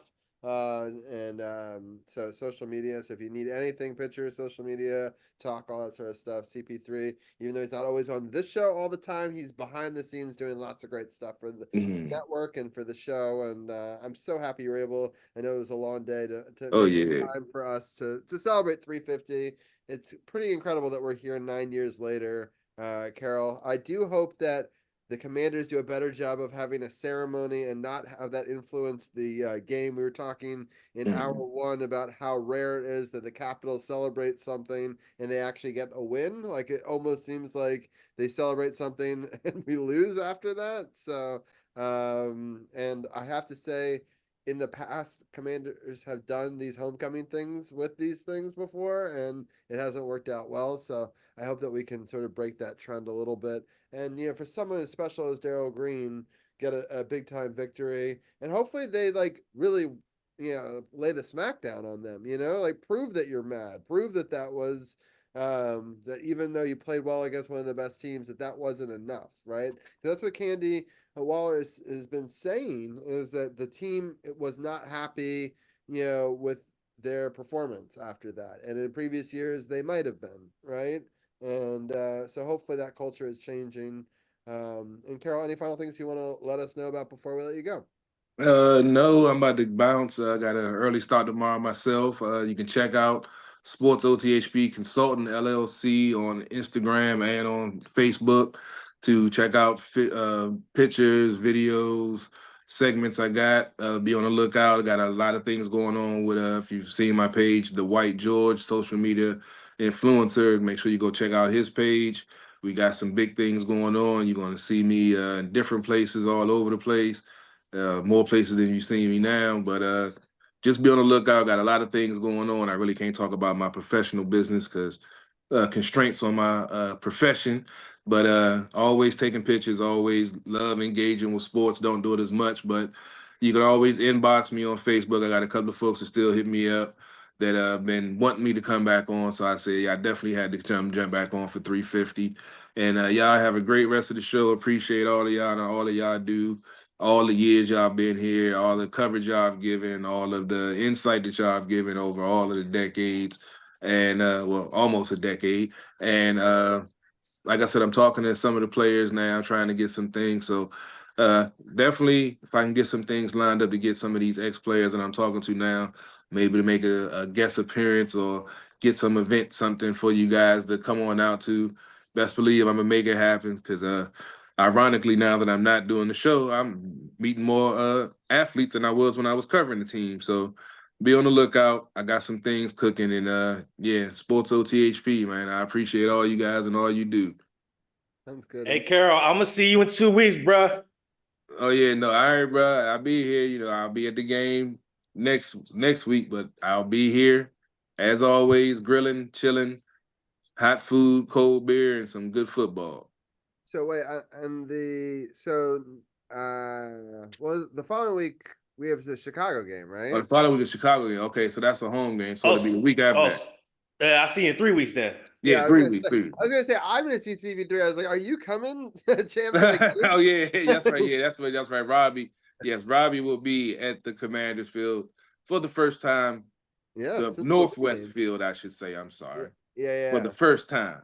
Yeah, that's true. It's been a while. I haven't gone to a football game since pre-COVID with CP3 actually, and so I'm excited to go back and get to see what his season tickets are all about. So that will be on the 27th. I may even try to go live from the Twitch channel remotely, see if that works. It's going to be a fight, brother. That signal get bad in there, brother. I'm sure it does. We'll see.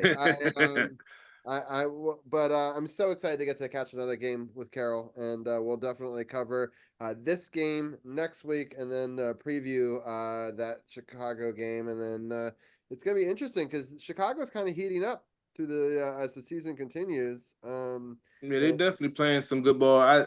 They're doing the one thing that the Commanders aren't. They're turning the ball over. That's how they won that game yesterday, by turning over Jacksonville 2 times and scoring on both of them. Caleb, I think he's tired of Jayden winning a Rookie of the Week every week, so I think he's starting to hit the books a little bit harder and taking a little bit more serious. But like I said, with our squad, the way the offense is humming, they get a lead, the defense can change the way they attack in the game when you make a team one-dimensional. We've seen them do it before against good competition, against bad competition. Now, we've got through one of our tougher opponents. The next 3, I feel like a 3 we can win, and let's see what they can do. Sounds awesome. Well, CP3, hopefully we'll find another opportunity to have you back on at some point in the season. If not, we'll obviously shoot stuff for the podcast that we'll show on air as well. But have a great rest of your week and a fun game, hopefully, for you next Sunday, and I'll see you in 2 weeks. All right, man. Y'all have a good show and a good night, and I'll talk to y'all later, man. Y'all be easy. Peace out, bro. All right, man. Later. My dad just did a scoring update in chat and said that the Jets scored a touchdown, but I think It was called back by a hold. holding. Yeah, so we'll see how that ends up over there. And we're bringing in the person who won the game. We got I had a great game. I had a 350 yeah. yards myself. So Yeah, exactly. So we usually give a Ravens update, and then in this game, it's kind of funny because it's the one and the same. But it's kind of fun to get to hear the opponent's point of view, which we rarely get to do for the Commanders segment. But Tim, welcome back to the show. How are you doing tonight? I'm doing great. I'm happy to be on for 350 and see some old faces. It's been a while. See, not just you guys, but see Carol for a minute. It brought back some great memories from Yeah. what is it, 8 or 9 years now? Yeah, exactly. Yeah, this is season 9. So yeah, it's crazy. And bringing back Hurt as well. Having the three of us did episode 1 together, and so it's cool to Yeah, it's been so long, but yeah.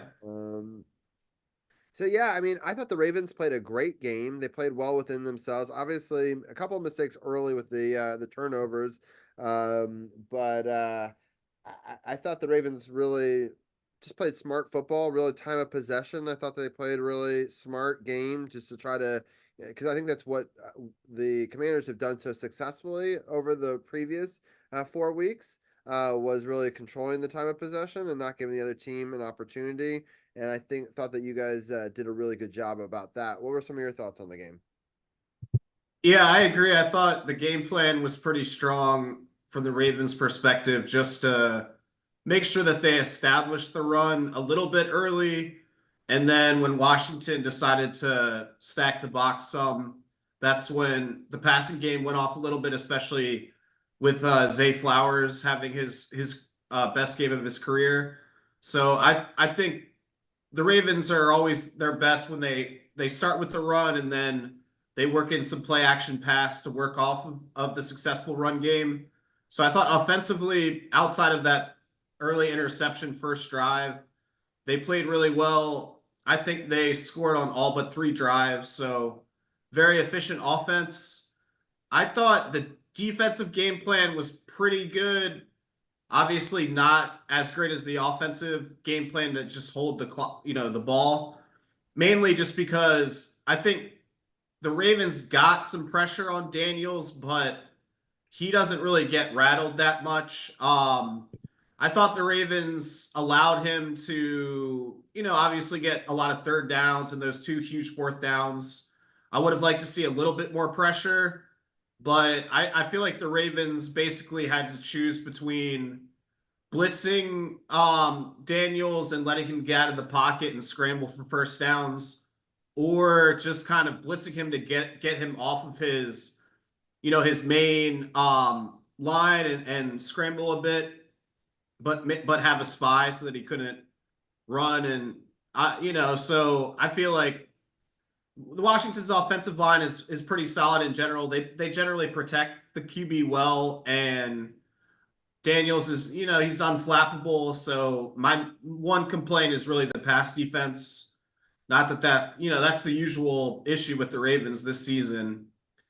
But like you said, I mean, offensively, if you could just hold the ball and score 6 times out of 9 drives, you'll usually win. So it can cover those things up. But I really feel like the Ravens need to do a bit more on the back end defensively to possibly be a Super Bowl. I mean, they're a contender, but just make that next step to be one of the best teams in the league. I was actually surprised how many Commanders fans were there. That's got to be the most Commanders fans I've ever seen at M&T Stadium. Maybe. Yeah, I was. I agree. Yeah, especially like good seats, like up front. Like I was. So shout out to the Commanders fans for traveling and being a part of that. And overall, I think that's interesting. I think that the style of offense is very similar between the Commanders and the Ravens this season. Definitely, yeah, with the QBs.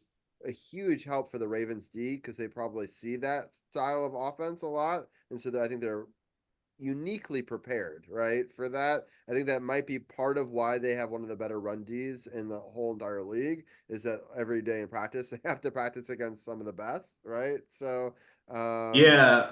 I think that seemed evident to me through this game. Yeah, I agree 100%.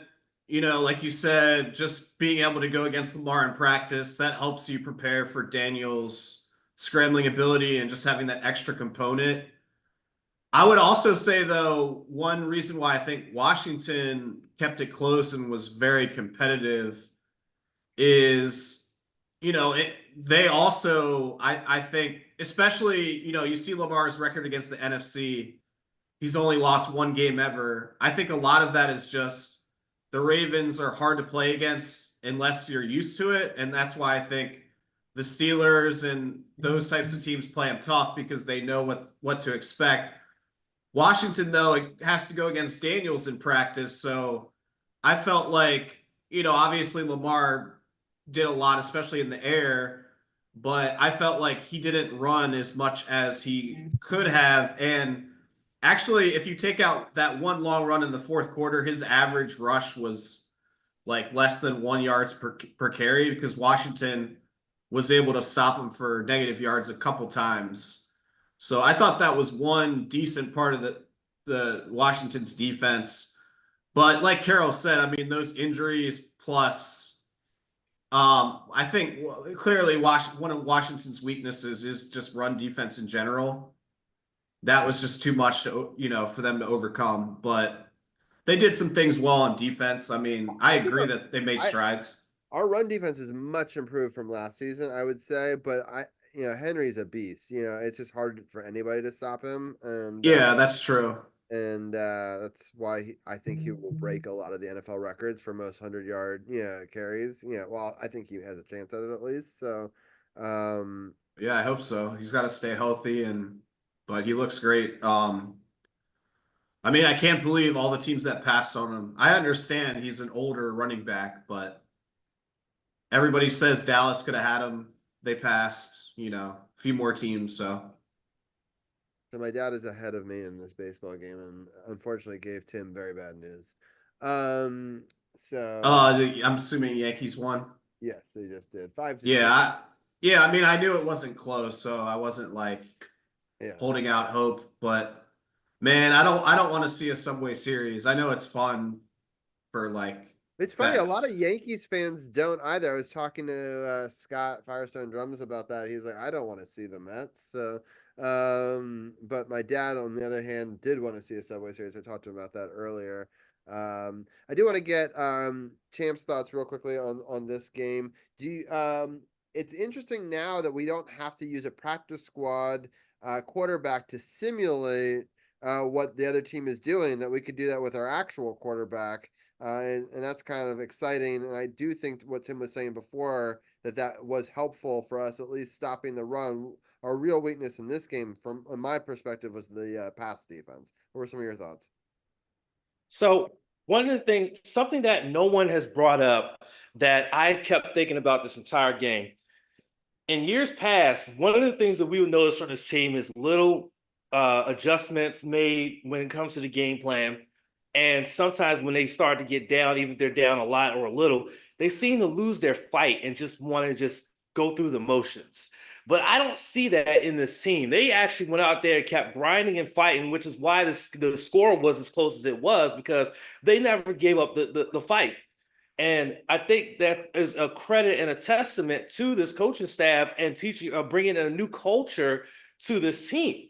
And they went out there and they kept on fighting. Yeah, Derrick Henry went out there and ran for over 100 yards and had a couple touchdowns. Yeah, sure, cool. Guess what? You still kept fighting. Yeah, Jonathan Allen went down with a season-ending injury. Guess what? You keep fighting. Yeah, Lamar Jackson went out there and did Lamar Jackson MVP things. Guess what? You still kept fighting. They still kept fighting.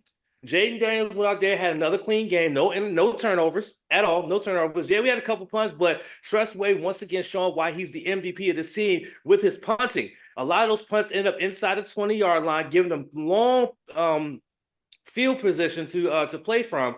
And I think that's a testament to, even though he's gone a few games without punting, and today this past game, he had a couple of them, he's still very effective as a punter and still a difference maker when it comes to flipping the field position if the team can't stay on the field on third down.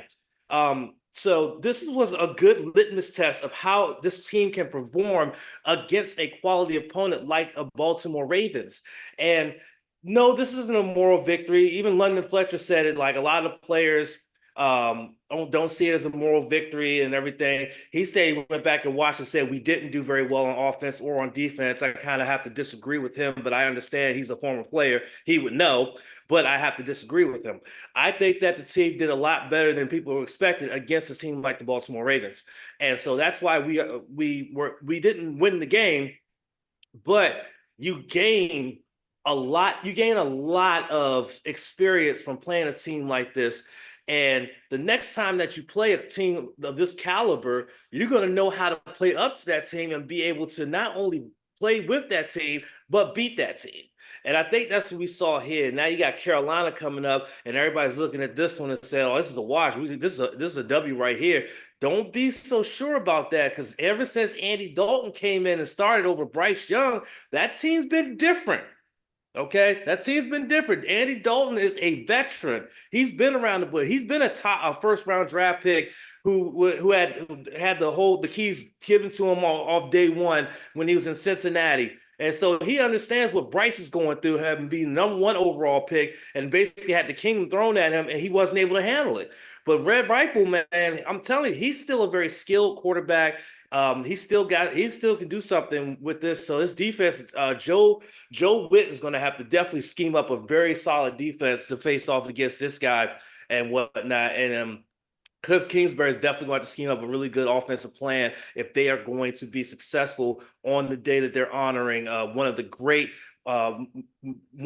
players of this franchise's history in Darryl Green and whatnot. Otherwise, they're going to be staring down the barrel of 2 straight losses and possibly losing their grip on the NFC East, because you never know what Philly's going to do next week, or the Giants, or even Dallas. Dallas can come off this debilitating loss to the Detroit Lions, and they could kill their next opponent. We don't know what's going to happen.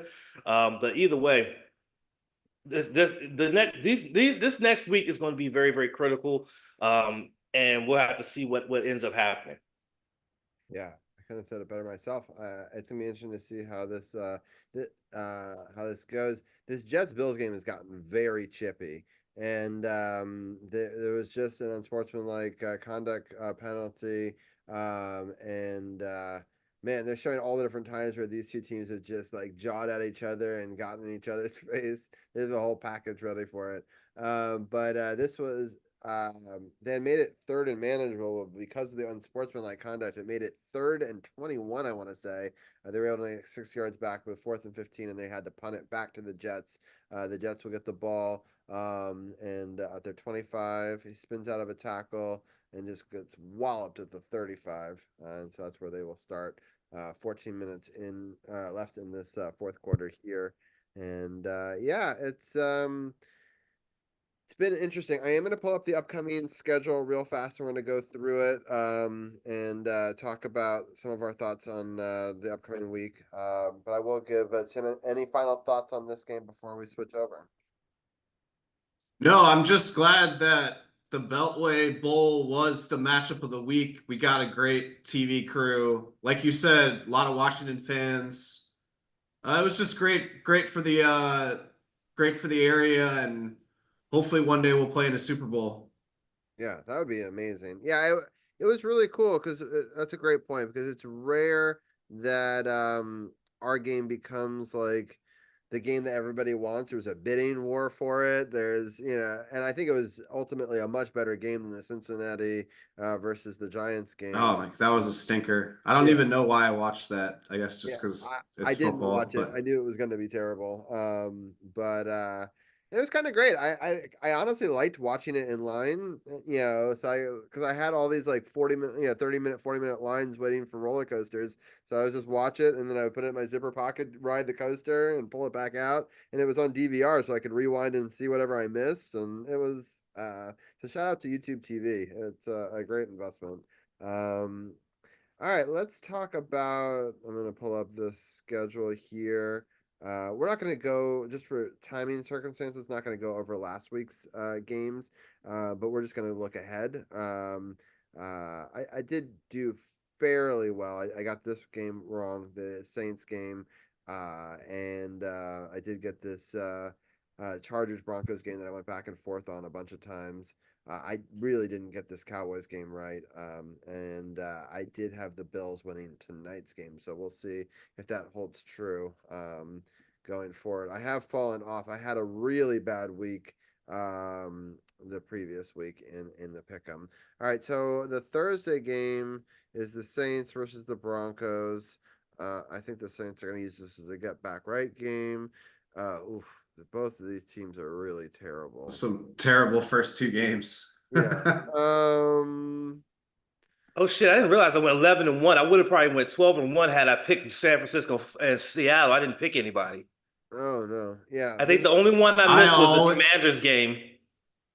That's always why I struggle to play, because I always forget the Thursday game, and then you're just 0-1 to start, and it's rough. I just couldn't not remember more than half the time. And that's why I said to myself, if I'm going to do it this year, I'm going to make the picks live on air. And if I want to change them last minute, fine. But at least there's something saved, right? So, Patriots, Jaguars. This is kind of a tough one because I could see the Patriots upsetting because Jaguars looked really bad last week. But I don't know. This could also be a get. Drake May got thrown into the fire with no extinguisher and no fire suit behind a shit offensive line. If T-Law and that team can get their crap together and NCN can be healthy, I think they win that game. But I have a feeling you might be right. I think Patriots might upset there. Matter of fact, I just picked the Jaguars. I think I'm gonna change it to the Patriots.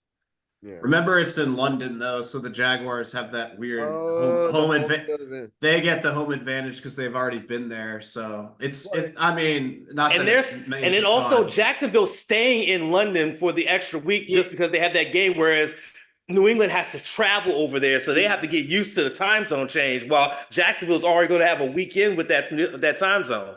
Yeah, I mean, usually you get like 3 points for the home. I'd give them like 5 or 6 for that because it's like the huge flight. Wait, so why was the Jags already there? Did they play? Because they played in London. They played in London on Sunday. Yeah, so they have a situation now where they're basically the London home team. So now they play 2 games a year, but they let them do it back to back, so they don't have to fly twice. So did they play last week in London? Yeah, they did. Yeah, and I think they got killed, right? Didn't they lose? Yeah, Chicago killed them. Caleb Williams had his coming out party with 4 tutties. And is that the situation? What a catch!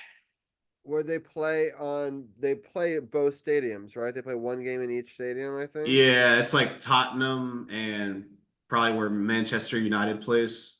Yeah, it's interesting. I'm surprised that Jacksonville is okay with them losing. They must give them the extra home game though, right? Every year if they're gonna have 2 remote ones, so that way they don't lose. Because remember that usually they probably get 7.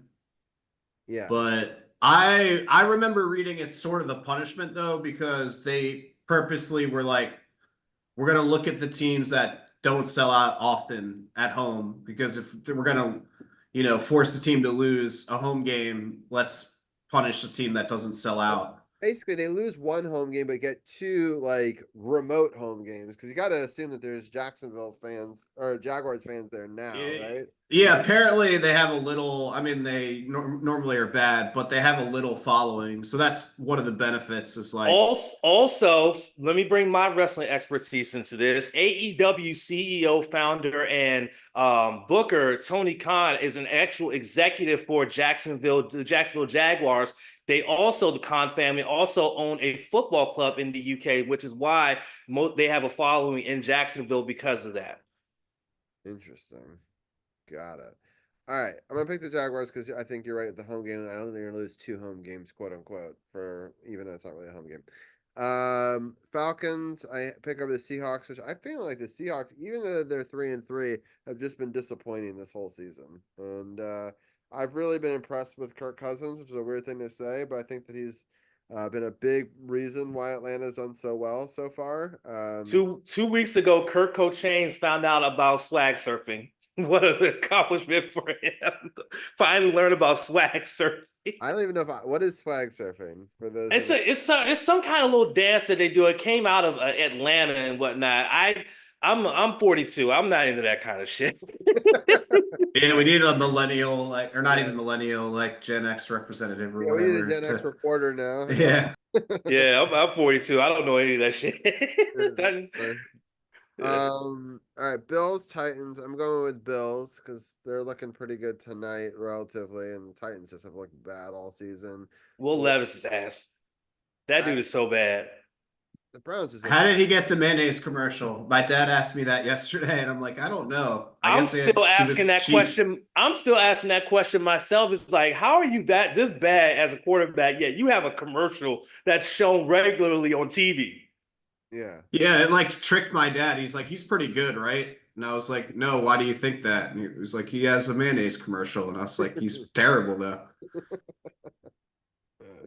I'm going with the Bengals over the Browns because the Browns are just like so terrible.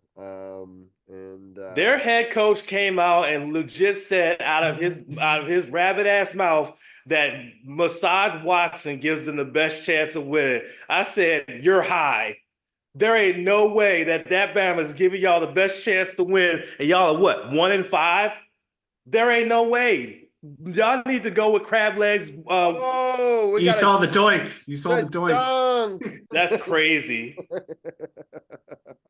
I didn't want to interrupt that, but I was excited. No, I saw the doink too, and I still was just on a rant. But yeah, Kevin Stan, whatever the heck his name is, said that Massage Watson gives this team the best chance to win. I said, dude, you're high. They need to drug test you. Because there ain't no way. If you've seen how he's been performing recently, that dude he couldn't even give a JV high school team a chance to win, let alone an NFL team. Their backup is Winston too. I mean, that's crab legs Winston. Proven backup though. I mean, that's not a bad number two. Yeah. He started a lot of games in this league, so I just can't. Aaron Rodgers' face afterwards. I mean, it's just. Yeah, he was so mad. I got Texans, Packers. This is an interesting game. In the tundra. I know. I'm gonna go Texans because a couple of times I picked the Packers just because they're home, and it hasn't proven to be as big of a like. It's not like it was in the Favre era. I feel like where it's like impossible to beat them there. Though Jordan Love did throw a Favre-esque touchdown to Romeo Dobbs, throwing well off his back foot, like going backwards, heaving it up in the air, and Romeo came back for the ball, caught it, and just snuck through the pylon for the touchdown. I said it to my friend who's also streams and is a Packers fan. I said, Jordan Love reminds me of a young Brett Favre, like that gunslinger. He goes out there, he makes some of the wildest throws that you could ever make, but somehow his receivers come down with him. I'm like, if that ain't what Favre used to do in his day, I don't know what was. Yeah. My fantasy team is named Brett Fraudra because he. Okay. Yeah, so okay. He's sick. He's sick though. Apparently, he got cancer. Parkinson's. Yeah. He's got Parkinson's. Yeah, I was just trying to see who the Green Bay had beaten the last 2 weeks to give themselves this life, but the Rams have not looked that great, and then neither have the Cardinals. So maybe I don't know. I'm still gonna pick the Texans on this one, but I honestly could. Green Bay could always win at home, so I think that's a tough one. What do you think, Tim? I think Houston is a better team, but again, yeah, I'm not confident in that. I think Houston is probably a top 5 team and very scary on offense. So I would pick them, but yeah, I mean, I just don't. Like you said, Green Bay is 4-2, but who have they beaten? Right, it wasn't anything impressive. Yeah, the only team that Houston's lost to is the Minnesota at Minnesota. They got crushed, but they've won every other game. Some of them have been close with the Chicago, who now, at week 6, I think is a better team than I thought they were at week 2, right? So, Chicago. Yeah, definitely better this year. Yeah, and Yeah, I'll make it keep with the Texans. The next one is the Colts versus the Dolphins. I'm going with the Colts. The Dolphins just have looked pretty terrible for. Yeah, and Anthony Richardson should be back for this one, even though Joe Flacco hasn't been too bad standing in while he's been out injured. So even if Anthony Richardson doesn't play this week, I mean, Joe Flacco's been absolutely spectacular and everything, and he's kept the Colts in these games. So in Miami, Miami's just not good without Tua. Who would have had Joe Flacco playing both of the Baltimore historical teams? You know, like that's That's wild. crazy. He's older than Anthony Richardson's mom. That's true. That is true. That's wild. This next game is really good. The NFC North has been very impressive this season in a lot of ways. Uh, Detroit Lions really crushed the Cowboys, and the Minnesota Vikings are undefeated. I kind of think that they're both end up 5-1 after this, especially Detroit, coming after that Dallas game. But the Vikings have looked pretty good. Champ, what are your thoughts on this one? I like what Detroit did, what they've been doing so far this year. Jared Goff has looked really good. Amon St. Brown, though, I'm glad he was able to get a touchdown in that game yesterday. I was hoping he was going to get one because I needed it for fantasy. But what they did to Dallas on Sunday was absolutely just a marvel to see, and it's just crazy to think about the potential that this team has. On the other side, Minnesota has been absolutely crazy. Who would have thought that Sam Darnold, out of any quarterback that's ever played in the NFL, would be a 5-0 quarterback at this point? I think that a lot of Minnesota fans probably thought it was gloom and doom, season over, when J.J. McCarthy went down with that knee injury in preseason. Well, not just even preseason, to training camp. And but Sam Darnold's been able to ride the ship, and they've been able to do something with this one. I think this is where they do get that wake up call, and they do get crashed back to earth. But I think this is going to be a very entertaining game, honestly. Yeah. I just gotta update that rare candies maybe drop from catches. So if you're playing Pokemon community game, you can get some cool stuff if you're catching there. Tim, any final thoughts on this one? I think Detroit will win, but I wouldn't be surprised if Minnesota wins just because Detroit might have a letdown game and their best defensive player, Hutchinson, is out for the year. So they might have a little letdown, but they look really strong. So when you say that, his coach actually, it was Monday today. His coach actually said that the work ethic that Hutchinson has, he wouldn't be surprised if Hutchinson makes it back before the pro season. Oh yeah, even though a tibia, that injury, he fractured his tibia and his fibia. It's a 4 to 5 month recovery process, which could put him in line to still maybe be around for the postseason. Who knows? He might end up being ahead of schedule and ends up still playing. But that is a devastating loss for Detroit to lose the guy who was looking to be defensive player of the year. So such a gruesome injury too. Like, ooh, that shit looked ugly. That was ugly. Yeah, that's not good. But I mean, Minnesota too, they often start strong and then fade hard. So like last year, 2 years ago too. Yeah, I just don't know if they're a 6-0 team, So that's why I just kind of feel like these teams are very similar. So I wouldn't be surprised if they come out of it with a similar record. In the next game, the Eagles versus the Giants, I'm going to pick the Eagles. They're the better team by far, but this is always kind of a bit of a rivalry game, so it'll be interesting to see if the Eagles take the Giants seriously. The Giants have beaten the Eagles in New York plenty of times in years where the Eagles looked really good. So it's definitely a trap game for them, although 91% of fans so far have picked the Eagles. Start with you, Champ. What are your thoughts on this one?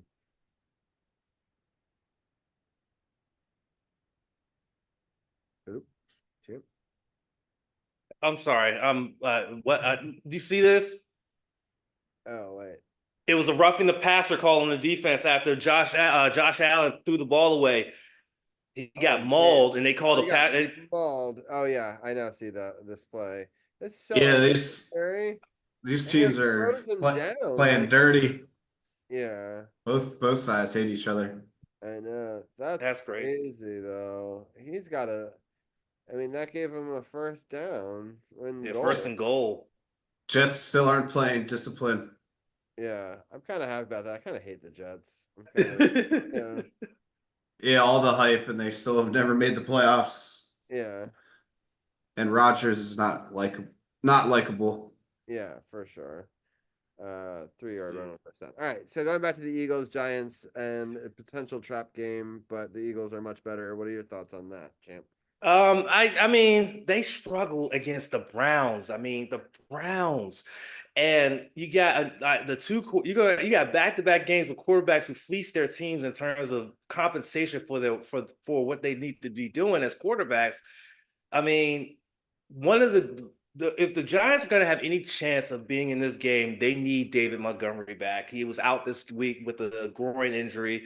They're definitely going to need him back to kind of tip the scales in terms of getting a running attack going to kind of keep them honest and off balance. That way, Daniel Jones can do some things in the air and whatnot. But if they don't have David Montgomery back this week, I think that Philly is going to take this one, honestly. For time's sake, because I did promise Tim that I'd get him out of here, and we're gonna just go back and forth. So I'll give Tim the next game, which is the Raiders versus the Rams. I'm picking the Raiders in this one, although a lot of people are picking the Rams. What are your thoughts on this one? I don't really trust either of these teams. I mean, the Raiders have already benched Minshew. I'll just pick the Rams because they're at home, and at least I know they've been good in the past. So Yeah. I don't know. I'm gonna pick the Raiders just to. be bold. Well, I had such a bad week a couple weeks ago. I need to have a couple of bold picks, so I think people aren't gonna know. Yeah, you need some separation Yeah. games. So I might get farther back, but I have to take some risks at this point to try Yeah. to catch up. Shout out to my friend Pete, who's dominating this year, and Oh man. Okay. my father-in-law, Tommy, is also playing very well. All right, the next game is the Panthers versus the Commanders. I always bet against us, but that doesn't necessarily think that I'm going to think that we will lose. But Champ, what are your thoughts on this game? Like I said earlier, again, you're going against someone like Andy Dalton, who seems to be revitalized with this offense. But again, if Washington can scheme up a good defense against them and then go out there and put together a balanced offense of running, if you get B-Rob back from the knee injury and you work in the play action pass and get McLaurin involved, I think you win this game pretty decisively, actually. Yeah. All right, the next game is the Kansas City Chiefs versus the 49ers. That's a big time game between two powerhouses out west. I'm gonna pick. I don't know. It's hard to ever bet against the Chiefs because I feel like they always have the refs in the bag. But Tim, what are your thoughts on this one?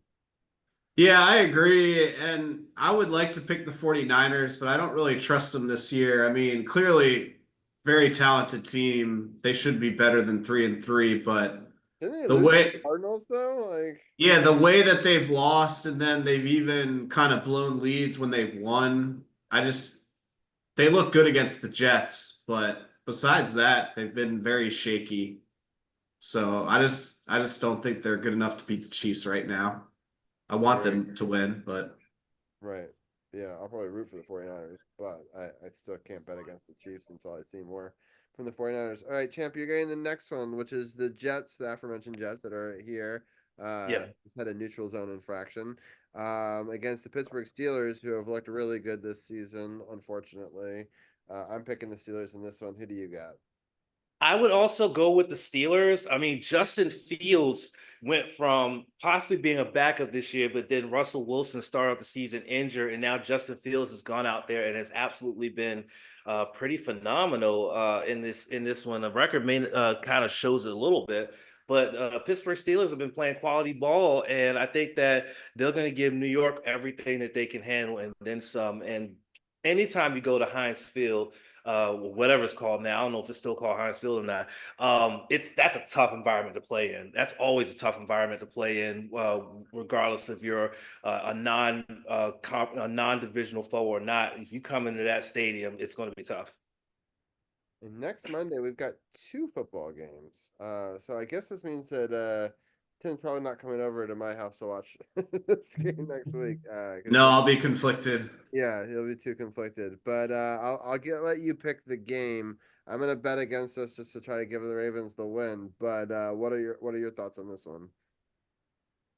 I do think it is a tough game for the Ravens, but I will pick them just because I think they can wear down Tampa enough with the run, and I think it will be a very close game, and Tampa can win. But I just think the Ravens are more talented and can probably control the game physically. Some pretty similar to a lot of their games this year, and just in the fourth quarter probably have a lead and hold it with the run game, win by one, probably just one score game either way, I would say. Yeah, that makes sense. By the way, in this Jets Bills game, Kinlaw said a naughty word to the referee and got in a sportsmanlike conduct penalty. Man, I gotta watch the rest of this. This has been better than I thought. I mean, they kept making fun of the game because they're like, it is for first place, and the AFC East is pretty weak this year. But it's been physical, which is nice. Yeah, for sure. Yeah, next week's gonna be crazy. We're gonna have probably some baseball playoffs and 2 football games, and we'll talk about hockey. And basketball is only a couple of weeks away. So Newsflash: the Wizards are ass. Move on. yeah, I think. Yeah, not a lot to talk about there. Yeah, but... they've won one preseason game against Toronto. They lost the first game against Toronto, lost to the Knicks, then beat the Toronto, and then lost to Brooklyn, and they got one more Knicks game coming up here on Friday. Yeah, they lost to Brooklyn tonight. They got blown out. They're horrible. Yeah. I'm surprised that they beat Toronto by almost 20 that one game, though. That's just kind of random. And then Thursday, October 24th, though, we'll start the season against Boston. And yeah, next week, that's crazy. And next Tuesday there's regular season games, so the day after next show. Yeah. The regular season starts. Yeah, it's the 24th, I think. But yeah. I mean for the league, because the Wizards start on the 24th, but there's regular season games on the 22nd. Yeah, that's true. So yeah, that'll be something to look forward to as well. All right, last game. I will get Champ's thoughts on this one, which is the Chargers and the Cardinals. This is a tough, almost toss-up game.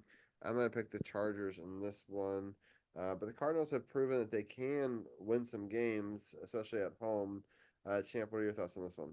I like what J.K. Dobbins has been doing with the Chargers. They almost have like a running back by committee on that team, but he's been the standout when it comes to the running back room. And I think that if he continues to perform this way, I think the Chargers can do something. In Arizona, I don't know if they're going to have Marvin Harrison Jr. He suffered a concussion this past week. And so unless he can pass concussion protocol, they're not going to have their first round pick. That's going to be a really difficult hill to climb for them as they're struggling mightily as it already is. This showed an interesting stat here. Aaron Rodgers is just shy of 300 yards so far for this game. Could do it on this drive. He has yet to have a 300-yard game since he's left the Green Bay, I believe. And he had a record 69. Nice number of 300. He fumbled there, though. Oh, did you guys see that? Yeah, their Bills are saying they got it.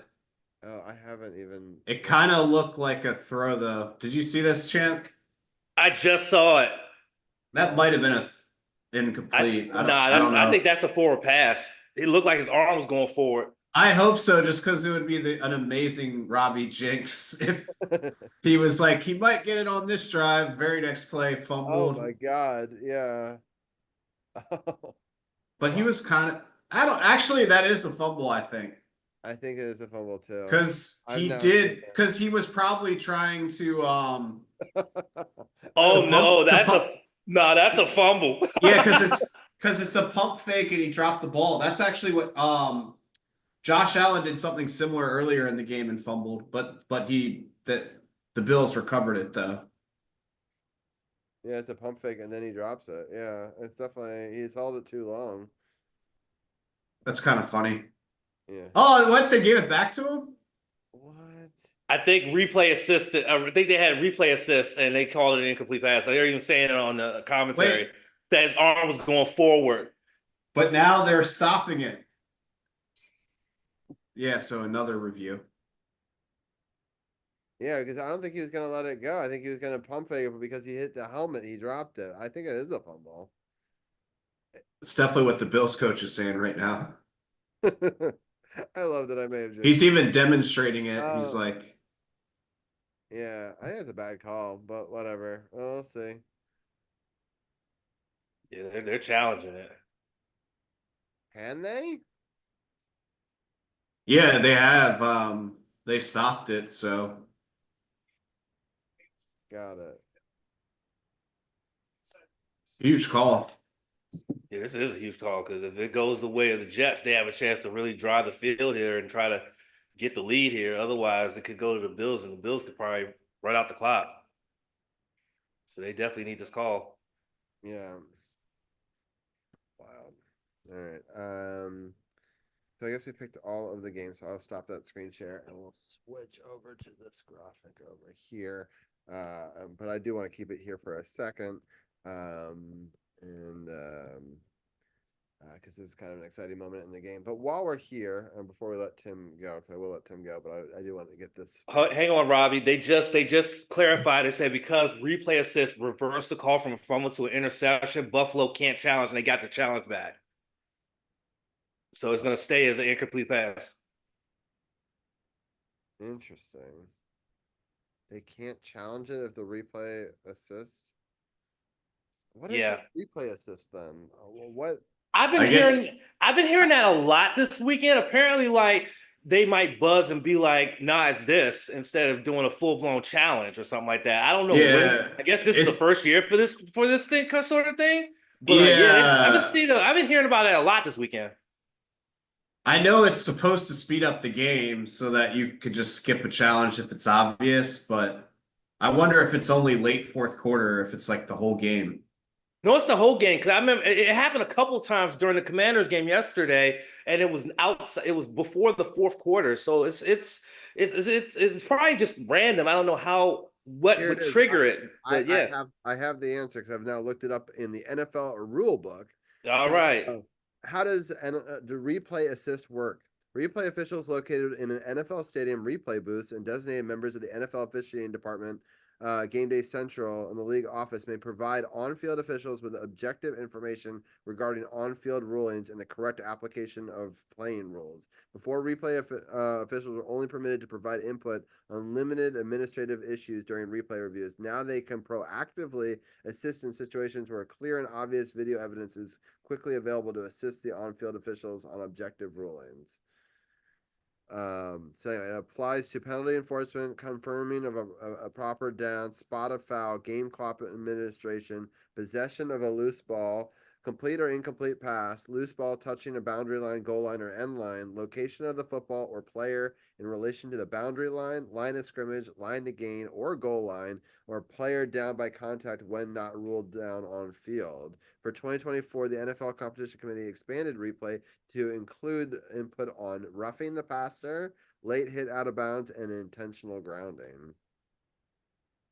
By the way, that was a huge pass interference call on Buffalo. And I think it might be another one or some kind of call here. No, that's oh wait. Both offsetting. That's better for the Jets though, because then they get the first down back. That was going to be an incomplete. Interesting. So this is if a coach is still not satisfied, even after a replay assist, he can still challenge a reviewable ruling if he throws a challenge flag before the replay official or the team in New York makes their decision. It becomes coach's challenge, and the team. So if he threw it earlier, he could have done it. But once they make the ruling, they can't. Yeah. Got it. So that's what ended up happening in that situation. Okay, I was confused by it, but it does sound like they keep on referring to the team in New York, which is ironic because these both are teams from New York, but they're talking about the NFL team in New York, not the NFL team in New York. So it's kind of confusing, especially in this game. Anyway, I thought that was kind of interesting. Uh, but Tim, I know that you are a soccer fan. Yeah. I wanted to let you know this really cool thing before we let you go. But I did promise that we would let you go, so I will let you after this thing.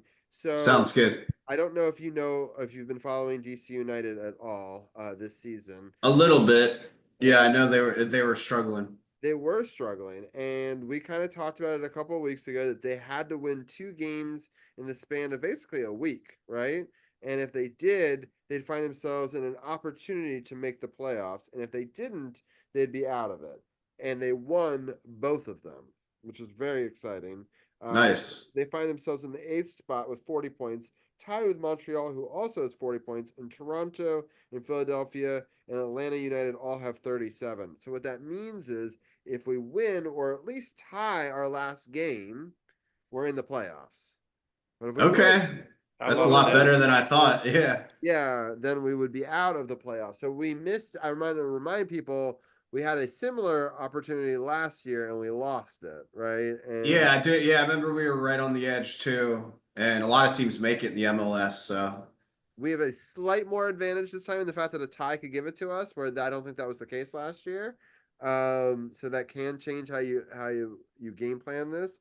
We're playing against Charlotte FC right now, who finds themselves in the 6th spot. Now they could jump all the way to 4th with a win if the other 2 teams lose, Orlando and NYC. So unfortunately, they do have something to play for. But we do well in the sense that we definitely want to win and not force it where Montreal loses, because you'd probably want home field advantage for this 1-game play-in, right? So yeah, especially that's a far trip too. Yeah, so a lot to play for. Montreal in their last game of the season will be against New York City FC, who who's also in this sort of competition. So we're literally both playing teams that are right in that bubble middle zone, right? That could move up or move down based on a win. So it's a similar situation for both teams in Montreal and DC United. Just tell me when you see this play. Sorry to interrupt, but oh my God, that is the craziest play ever. That should have been when he threw it and I saw the guy that open, I was like, he's gonna catch it and possibly score a touchdown. Falls down and then it's picked.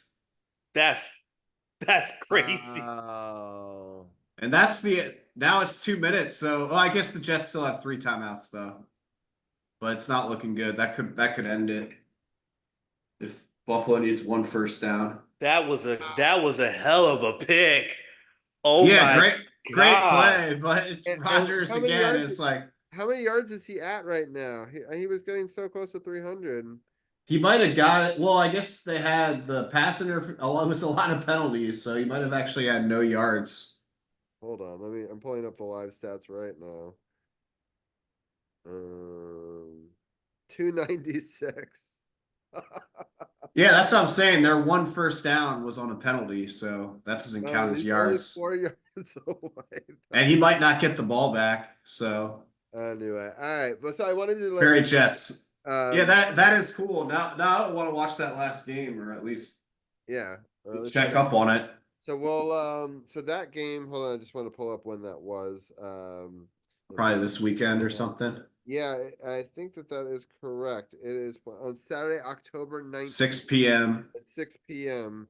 And the game is at Audi Field. So nice. A good game to go to if you are a soccer fan.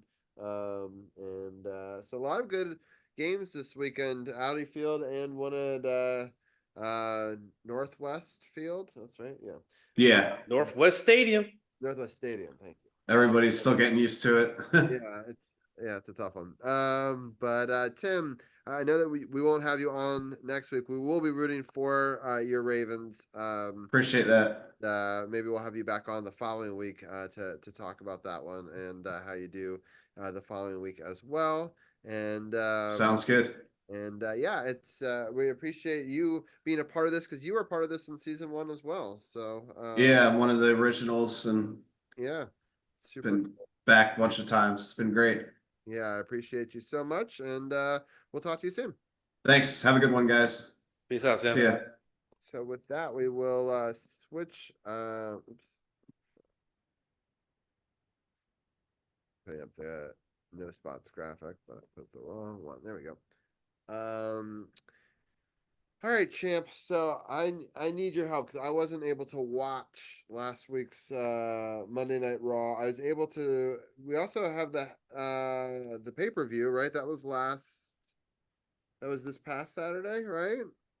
So you had Bad Blood, which was the previous Saturday for WWE, and then this past Saturday you had AEW Wrestle Dream. So you had back-to-back mega events for wrestling from the two biggest companies in North America.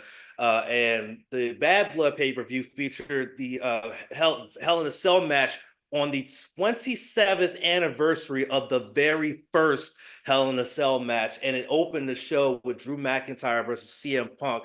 And by the way, a certain someone who we don't name on our podcast, but I'll name him here, Dave Meltzer of the Wrestling Observer, gave that match his a rarity that he gives to any match, which is a 5-star.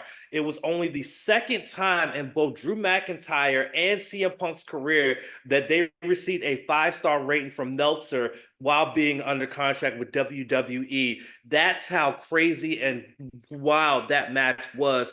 Drew McIntyre legit got cut open. Like, he didn't blade himself when he was bleeding. He was legit cut open and the wound had to be closed up with 16 staples to close it up. But it was a crazy matchup.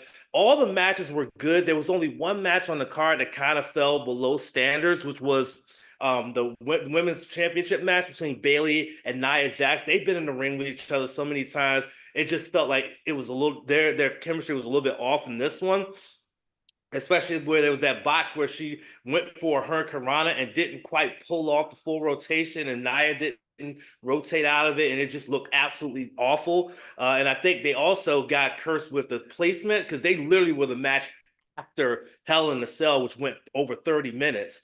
And so they kind of got the short end of the stick being the match right after that one and whatnot. So everything really worked well. The main event in that card had Cody Rhodes and Roman winning after Jimmy Uso made his return after being gone for 6 months. The Rock came out and made a quick appearance before leaving, and it's all this stuff that happened. So it was really a well done pay-per-view, except for the one matchup with the women's championship match, which kind of just was in a bad spot and then just didn't deliver the way it should have. So there was a lot of talk about that match should have maybe not been the opener and maybe could have been later on in the broadcast, even maybe the main event. What are your thoughts on that? Well, the thing is that the reputation is that where Roman Reigns is now after 4 years of being the tribal chief in the bloodline, that he's only in 1 or 2 spots on the card. He either opens the show or is the main event. Now, given what happened in the main event, it made sense for that match to be the main event because you had the Jimmy Uso surprise return to help Roman win. Then you had The Rock come out. You try to do that in the first match of the night, you're going to burn your crowd out before you even get to the next matchup. So you had your choices here, and they made the choice of putting the Bloodline versus Roman and Cody as the main event because of that whole thing and whatnot, and they put the Hell in a Cell match to open. So it all worked out pretty well with the two longest matches ending the show. Both matches were over 20 minutes, with the Hell in a Cell being over 30 minutes and the main event being over almost a little over 21 minutes. And so it made a lot of sense for that for them to do it that way. I advocated for the Hell in a Cell to be the main event because of the fact that it's on the 27th anniversary of the first one. But given how they booked the main event, it made more sense. Yeah, that makes total sense. So last week on SmackDown, was there any? I didn't get to catch it. Was there any fallout from the Hell in the Cell? There was from Bad Blood. Hell in a Cell, the fallout was on Raw, but on SmackDown there was some fallout. Jimmy came out to start the show because he was going to be facing his brother Solo Sikoa in the main event. Roman came out. Roman told the crowd to acknowledge Jimmy. But then Jimmy told Roman that they need help, and everybody started chanting yeet for Jey Uso, who's on Raw. And Roman said no yeet. He doesn't want Jey Uso's help. And that's going to be that's going to be a very interesting storyline. As a matter of fact, something happened on Raw tonight to kind of advance that story arc. You have to see it to believe it. But there was that fallout. Also, the other fallout was, of course, what was shown on other social media platforms, but not really directly addressed by WWE. It was mostly indirectly addressed. Was Kevin Owens attacking Cody Rhodes after the show in the parking lot? So they said they was going to handle it internally, but during the entrance for Jakar Jackson and Lash Legend for their WWE Women's Tag Team Championship match against Bianca Belair and Jade Cargill, Kevin Owens comes out from the crowd and starts talking trash about how everybody said he turned on Cody, but Cody turned on him, but then they cut his mic off because apparently he's supposed to be suspended. So then he goes on to the announcer's desk. It takes Corey Graves' headset to continue talking about, saying he got turned on by Cody, this and the third. But then Cody comes walking out and they get ready to have a brawl. Randy Orton comes running out there and said, "Hold on, I'll handle this." And when he tries to handle it, KO elbows Randy in the face, and so Randy decks him, just decks him. I saw that video, yeah. So Kevin's like, "What the heck is going on?" They leave, they get him out of there, and then later on, Kevin Owens then attacks Randy Orton outside the arena, and so that's going to be something to keep an eye on. So Cody's got a lot going on with him. He's got to deal with KO on SmackDown alone, and has Randy Orton as his ally. But then he also is facing Walter, aka Gunter, to become the first ever WWE Crown Jewel champion at Crown Jewel on November the 2nd. And so he's got to deal with that as well. So Cody's got a lot on his plate. But that's most of the fallout that came on SmackDown when it came to Bad Blood was all of that.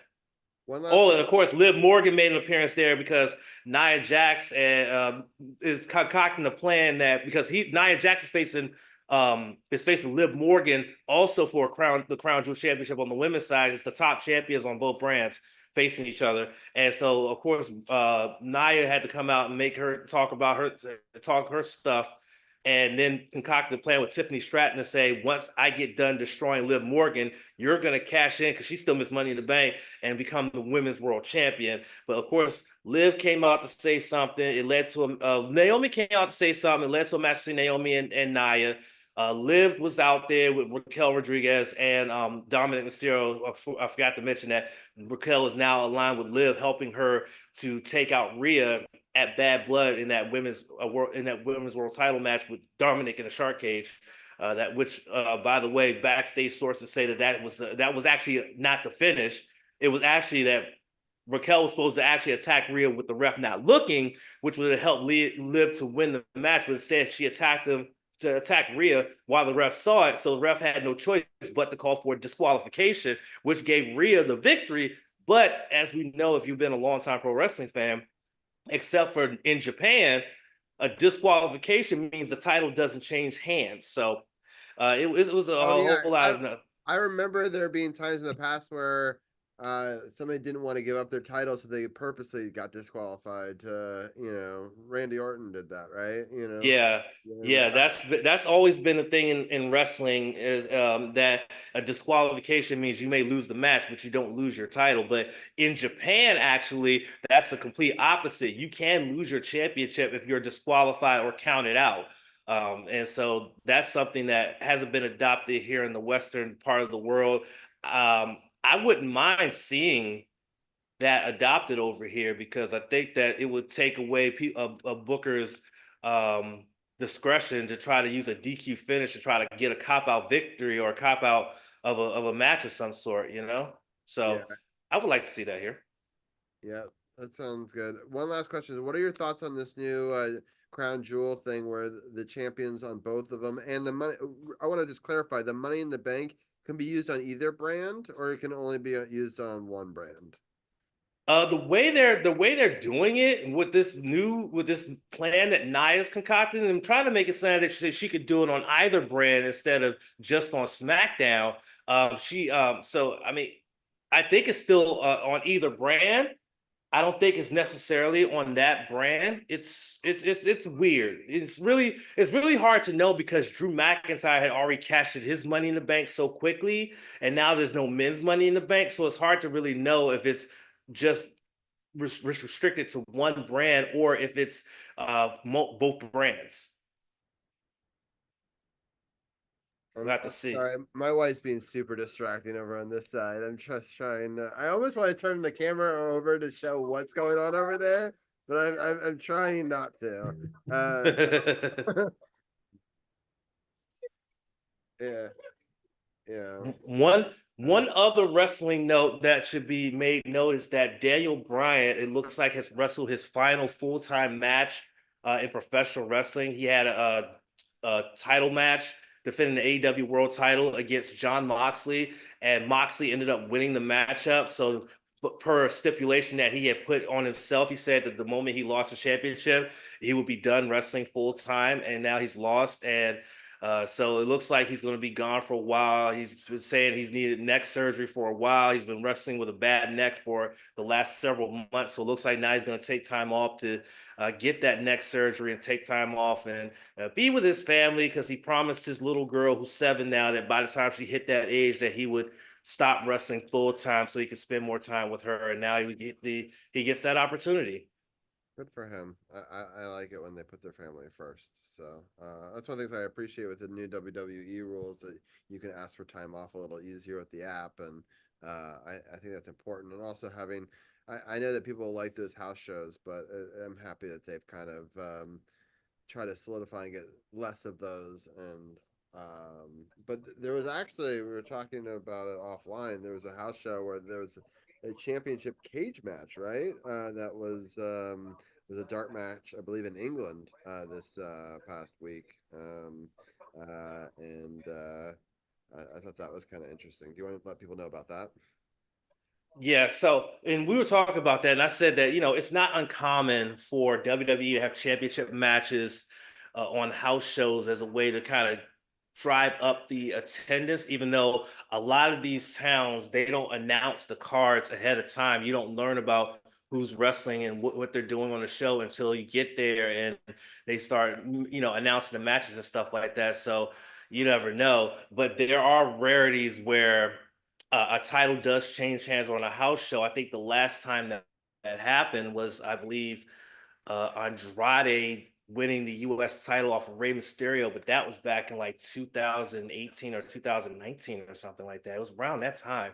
No, it was Andrade, not Andrade. Yeah, it was Andrade. And it's not uncommon. It used to be a big thing in the 90s. I remember Diesel set the record at the time, that the record for the shortest singles match in wrestling history. He beat Bob Backlund for the WWF title in Madison Square Garden in 8 seconds.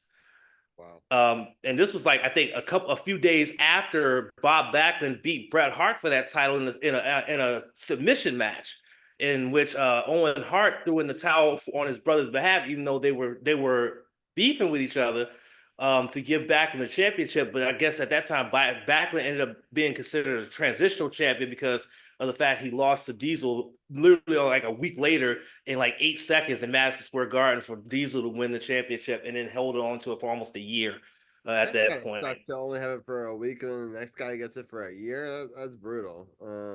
Yeah, I mean, it's different. It was a different time then. Yeah, a lot of things changed hands way more often. I mean, the reigns that some of these guys have had, in the WWE within the last couple of years have been a lot longer. So I kind of liked it when there was always a chance that on any given, Monday or Thursday, or when it was on Thursdays, that it would, have a chance to change hands. And I don't know.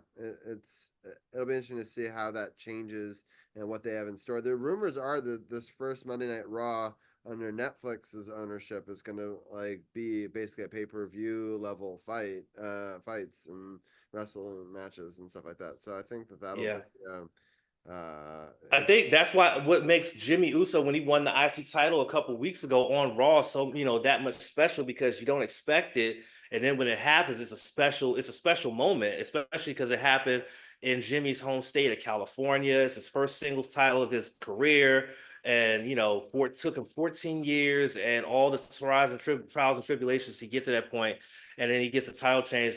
And it goes to show that, you don't have to have a title change on pay-per-view. You can use your weekly programming to have that big special moment of a title change and whatnot. And I think that a lot of wrestling companies need to kind of look at that and kind of adopt that strategy of, hey, we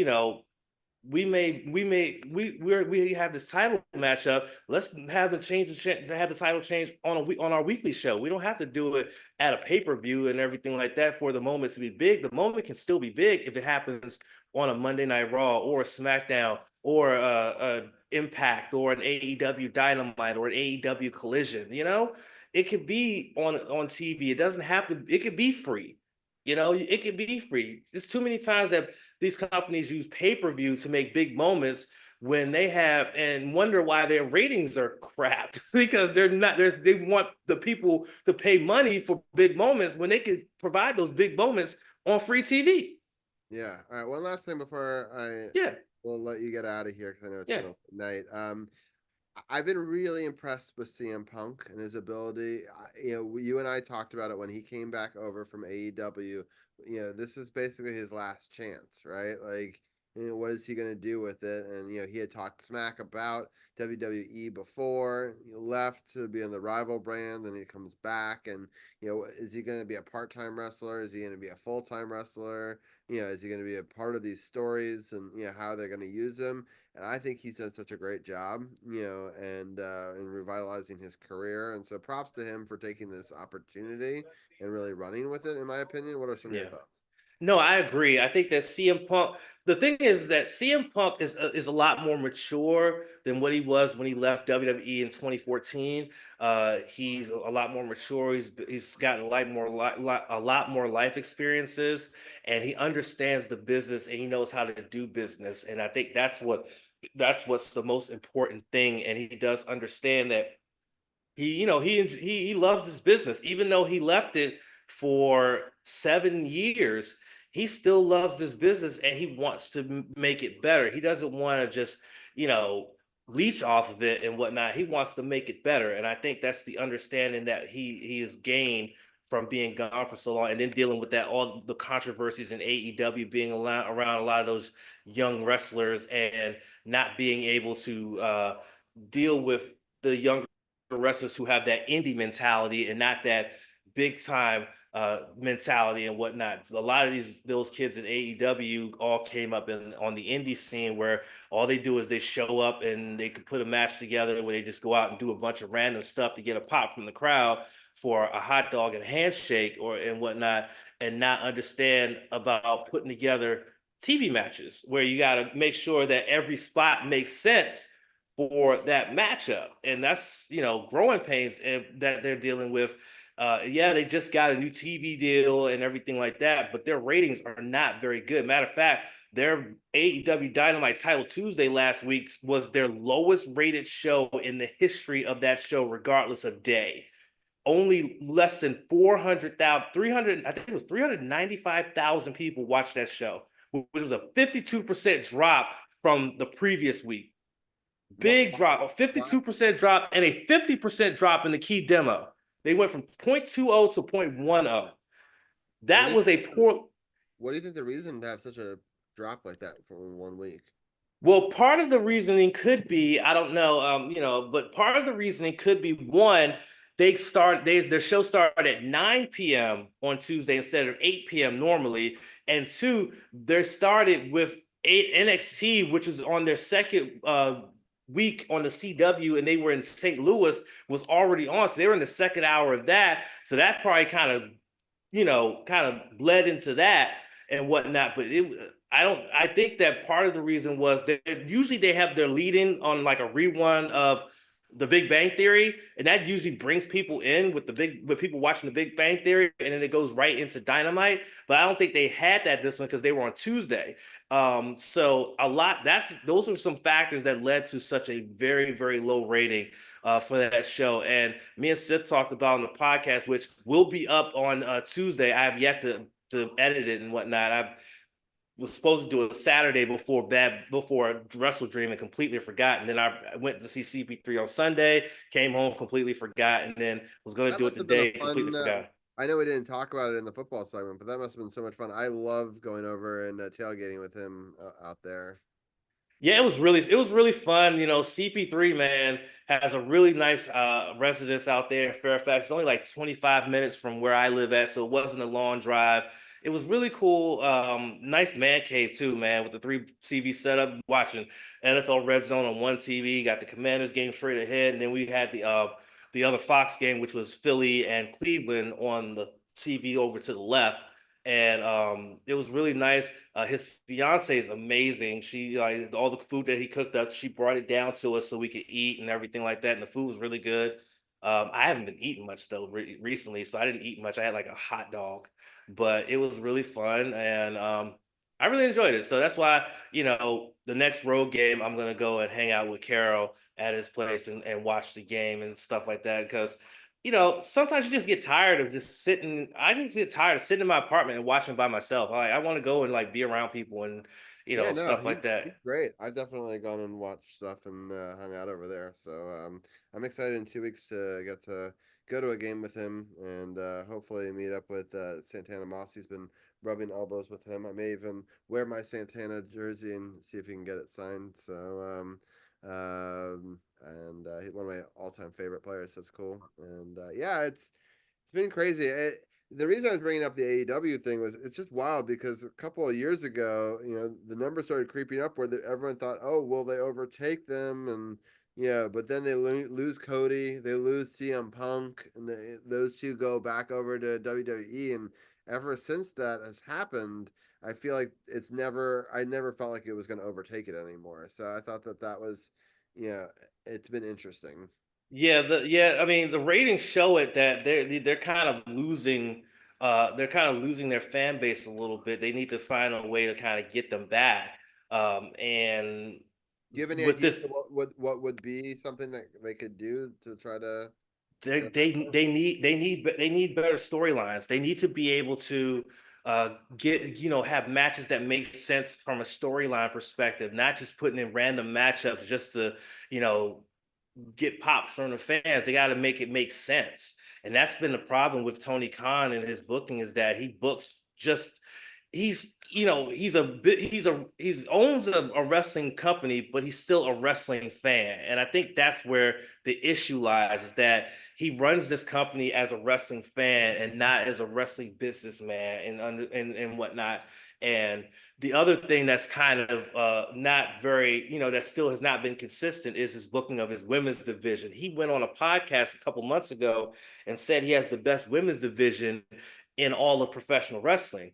However, they only get one match and maybe even and that one match may get like 10 minutes max.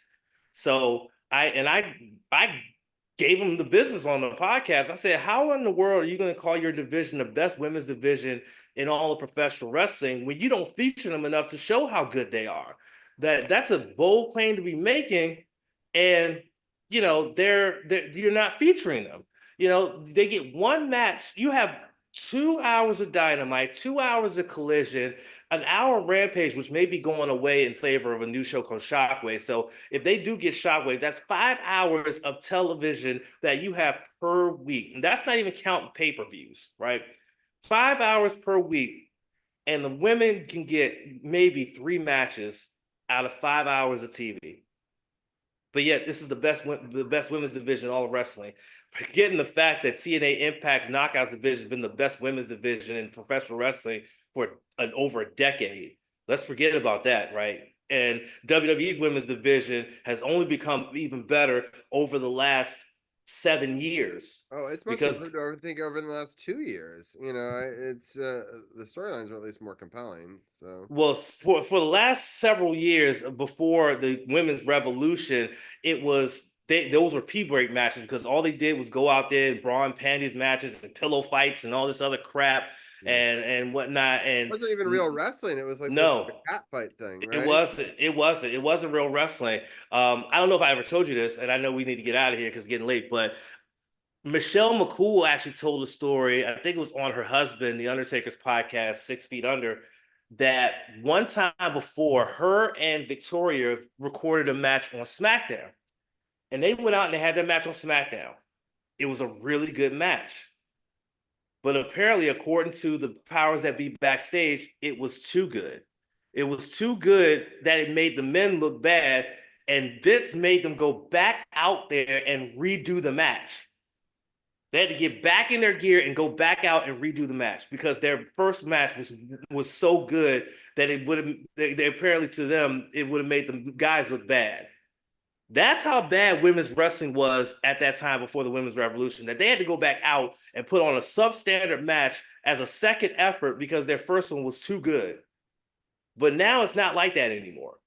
No. But yet we have a company here which is the roster is way too deep, and the women can only barely get 10 minutes on a show that's 2 hours long, where they get the guys go out there and do whatever the hell they want to do for 15, 20 minutes, and that's it, and that's your show. It makes no sense. And that's one of the reasons why AEW, while they're winning, they're losing. Yeah, for sure. All right.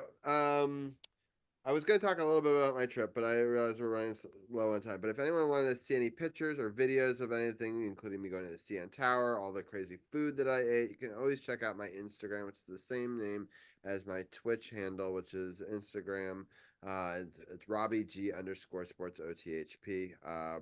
Those pictures and videos look great, Robbie. Look like you had a great time in Toronto. Yeah, it was amazing. So shout out to my wife once again for planning the best surprise trip of my life. It was incredible. It was cool that we had. Oh, sorry, there's an Amber Alert. Yeah, it was pretty incredible to have that opportunity and get to see a lot of the people that I've met from Twitch over the years, including KR, who one of my most often rated places from here is KR. And for him, after all those late nights while I was editing and watching him, he had said that he was actually out of town. When I checked in, he's like, "Oh, I wish I had known. I wouldn't have gone out of town. It was all a ruse." She had me at a dive bar after 12 hours at an amusement park. She was like, "Oh, I'm tired." I was like, "Oh, that's fine. That's a long time, right?" And so I thought she was driving us back to the hotel or to the Airbnb. And nope, she drove us to a dive bar. And on the dive bar, it says Damn Animals, which is his full band. So it's not only just seeing him, but it's him with a drummer and guitarist and bassist and a whole band. And inside were a ton of Twitch people that I know from other chats and stuff. We all celebrated until 2 in the morning, which was really incredible. And that's awesome. It was really cool. We also got to have dinner a different night with Josh, who's been on this show before. So yeah, I felt super blessed. And shout out to Toronto. If anybody ever wants to go to a fun trip and wants to leave the country but not have to go to like Europe or somewhere real far, there's direct flights from Dulles Airport in Virginia right to Toronto, and this is the coolest thing, and the last thing I'll talk about on it. You can get pre-immigration from over there, which means you go through all that shitty immigration you usually have to do when you're off the airplane. You don't want to do any of it. You do it all before you get on the airplane. You get on the airplane, and it then becomes a domestic flight. You arrive, and you just get to walk off and go get your luggage. It's the best, because that's the worst part of a long international flight is you have to get down, and then you have to stand in a line. You have to then do your passports and all that sort of bullshit. You get to skip all that, which I thought was amazing. There's only 15 airports in the whole entire world that you can do that, and Toronto is one of them. So that's cool. Yeah. So if you ever in fact, the idea for Liz, she started playing this in May, was from a video about out and backs where you try to go somewhere and come back in the same day, and it's such an easy trip that you could literally go there for the day if you wanted to, which is wild. Nice. So yeah, shout out to Canada, my first time to Canada, and Hockey Hall of Fame and all that sort of stuff. So yeah, check out my Instagram if you want to get more content on that. But I really appreciate you, Champ. You've been with us for, I believe it's 7 of the last 9 years. On 6, here. I believe. Yeah, 6. Okay, 6 of the 9 years. We've gotten to watch lots of Commanders and Redskins and Washington football team games together. We've talked about them, a bunch as well. And I really appreciate you for really jumping in and being the co-host these last year and a half with Carol taking on the bigger CEO role and doing a lot more networking stuff. And yeah, I'll give you the last word. But any final things you want to talk about before we let you go? Yeah, so again, 261 of the podcast. I know it's delayed. It will be up this week. We did make a bit of an announcement on the podcast that, we're giving ourselves 6 months to hopefully get a much bigger following of the podcast. And if we don't see a change in the following of our podcast by the time WrestleMania 41 comes on, I think season 6 we're done. Because I said it in the beginning. I'm kind of losing the passion to do it. Like I really didn't even want to record it this past week, but I still did it. But losing the passion, I'm losing money doing it instead of, either breaking even or seeing a profit. So it's kind of like a lose-lose for me. And also I feel bad that Sith, who's, such a good guy with the social media, is doing our social media, and I have no means to pay him to do it. He's doing it for free. And I feel bad that he's doing it for free and whatnot. So me and Sith both agreed that we give it 6 months. If we don't see anything in any kind of return, we're probably just gonna be done with it. But we'll be doing back on our regularly scheduled day and time Sunday for episode 262. Also, I'll be making an appearance along with Sith. We will be sitting down with DJ Dujane Bland on his Not Bland podcast on Tuesday to talk wrestling. We're going to talk about Bad Blood. We're going to talk about Wrestle Dream and all of that stuff. So I'm always excited to sit down with Dujane and talk wrestling with him. He's one of the most knowledgeable wrestling fans out there that isn't myself or the Sith. So it's crazy to be able to have another guy that has that mindset of a fan, but also knows and understands wrestling. And so to be able to sit down and talk to him, that's going to be so much fun. And I cannot wait. So I'm going to have a pretty busy week this week, and I'm looking forward to it. Yeah, I'll definitely. I'm looking forward to that. Hopefully, get DJ back on this show sometime soon. I always love his commentary, both on wrestling and on the Commanders as well. He actually had a show earlier tonight. If you go to twitch.tv/notbland21, you can catch the replay over there. It's also on his YouTube channel. All the links are in the description here in chat, and then you can always find on the podcast. Yeah, I actually watched the tail end of it earlier on Facebook, and it was really good conversation. I was looking earlier as well. So and catch also the No Spots podcast, both of them on SportsOTHP.com, podcast partners, and the Power Play Point podcast. Those guys were on earlier tonight as well. Thank you for everyone for being such a part of a historic episode 350.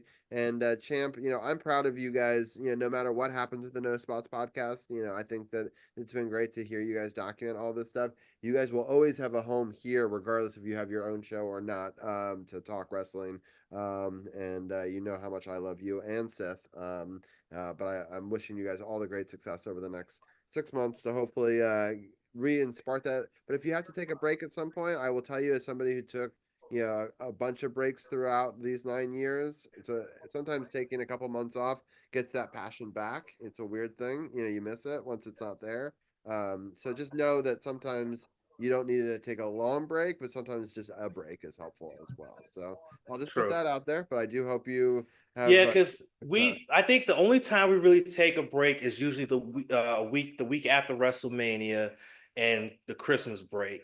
Right. That's usually the only times we take breaks. But other than that, we are always. What I'm talking about is week. maybe like a 3-month break, and not like a 1 or 2 weeks where like you need enough time to go by where you miss it, if that makes sense. Like versus a week off like for Christmas just feels like it could have been a sick day. Like it's not really a long break. But hopefully you won't even need that and the passion comes back. But I'm just saying that there's always a chance that even if you do end it, that doesn't mean that it's over for good, right? So right, yeah, true there's other opportunities. As with this show, with COVID, we took months off.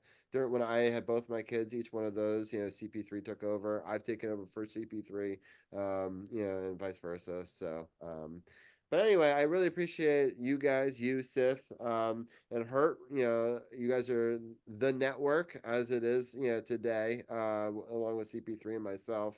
And it's been really cool for 9 years to represent the True Radio Network and to keep what Black GOP was doing alive. I think of him a lot on days like today. And what he was able to start and spark a fire under us all, right? And so, I hope that he continues to rest in power. And yeah, thank you to everyone who's been a part of these 9 years. We've had so many wonderful guests, throughout the years, and so many wonderful fans that help support the show.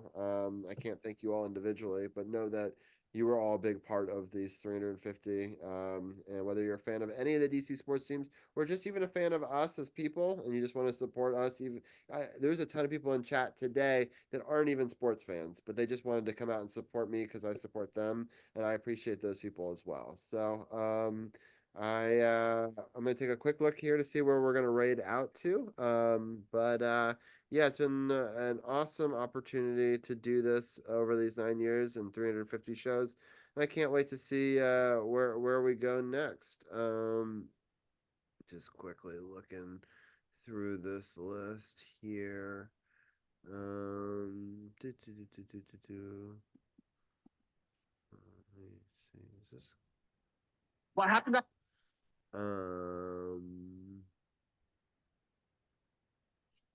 Okay, cool. There's a guy who I really like who does music reviews. And he's actually doing it earlier than I thought that he usually does it. Usually I thought that his schedule is uh yeah, he usually does it at a very different time. So I never get to rate him, and I think that he's great. He's a big Lincoln Park fan. So I'm gonna give him a quick little shout out. And his name is Rogue and Josh, and he's big on YouTube as well. And so yeah, I'm gonna go. Let's give somebody a new raid from our point of view. So you can. I'm gonna put the raid. It says follower or subscriber only chat. Really? I hate doing that when they do that. Oh, I really like him though. He's worth a follow though, if you like music. So at least it's not subscriber only. So I'm gonna just do it. And grab a raid call if you want. I appreciate anyone who is in chat who wants to do that. Thank you for tuning in live on YouTube, listening to the recording later. We are dropping those like 5 or 6 days later. So if you want it live, honestly, you can go to youtube.com and click on Robbie Gross, and those lives are there. They're also the lives are recorded on Kick and on Twitch as well. And once again, check out our podcast partners page, sportsothp.com. Click on the podcast partners. I'm going to do a pokey catch real quickly before we go, and then we'll start the raid. And thank you again, champ, and we'll see you guys all next week. Sayonara.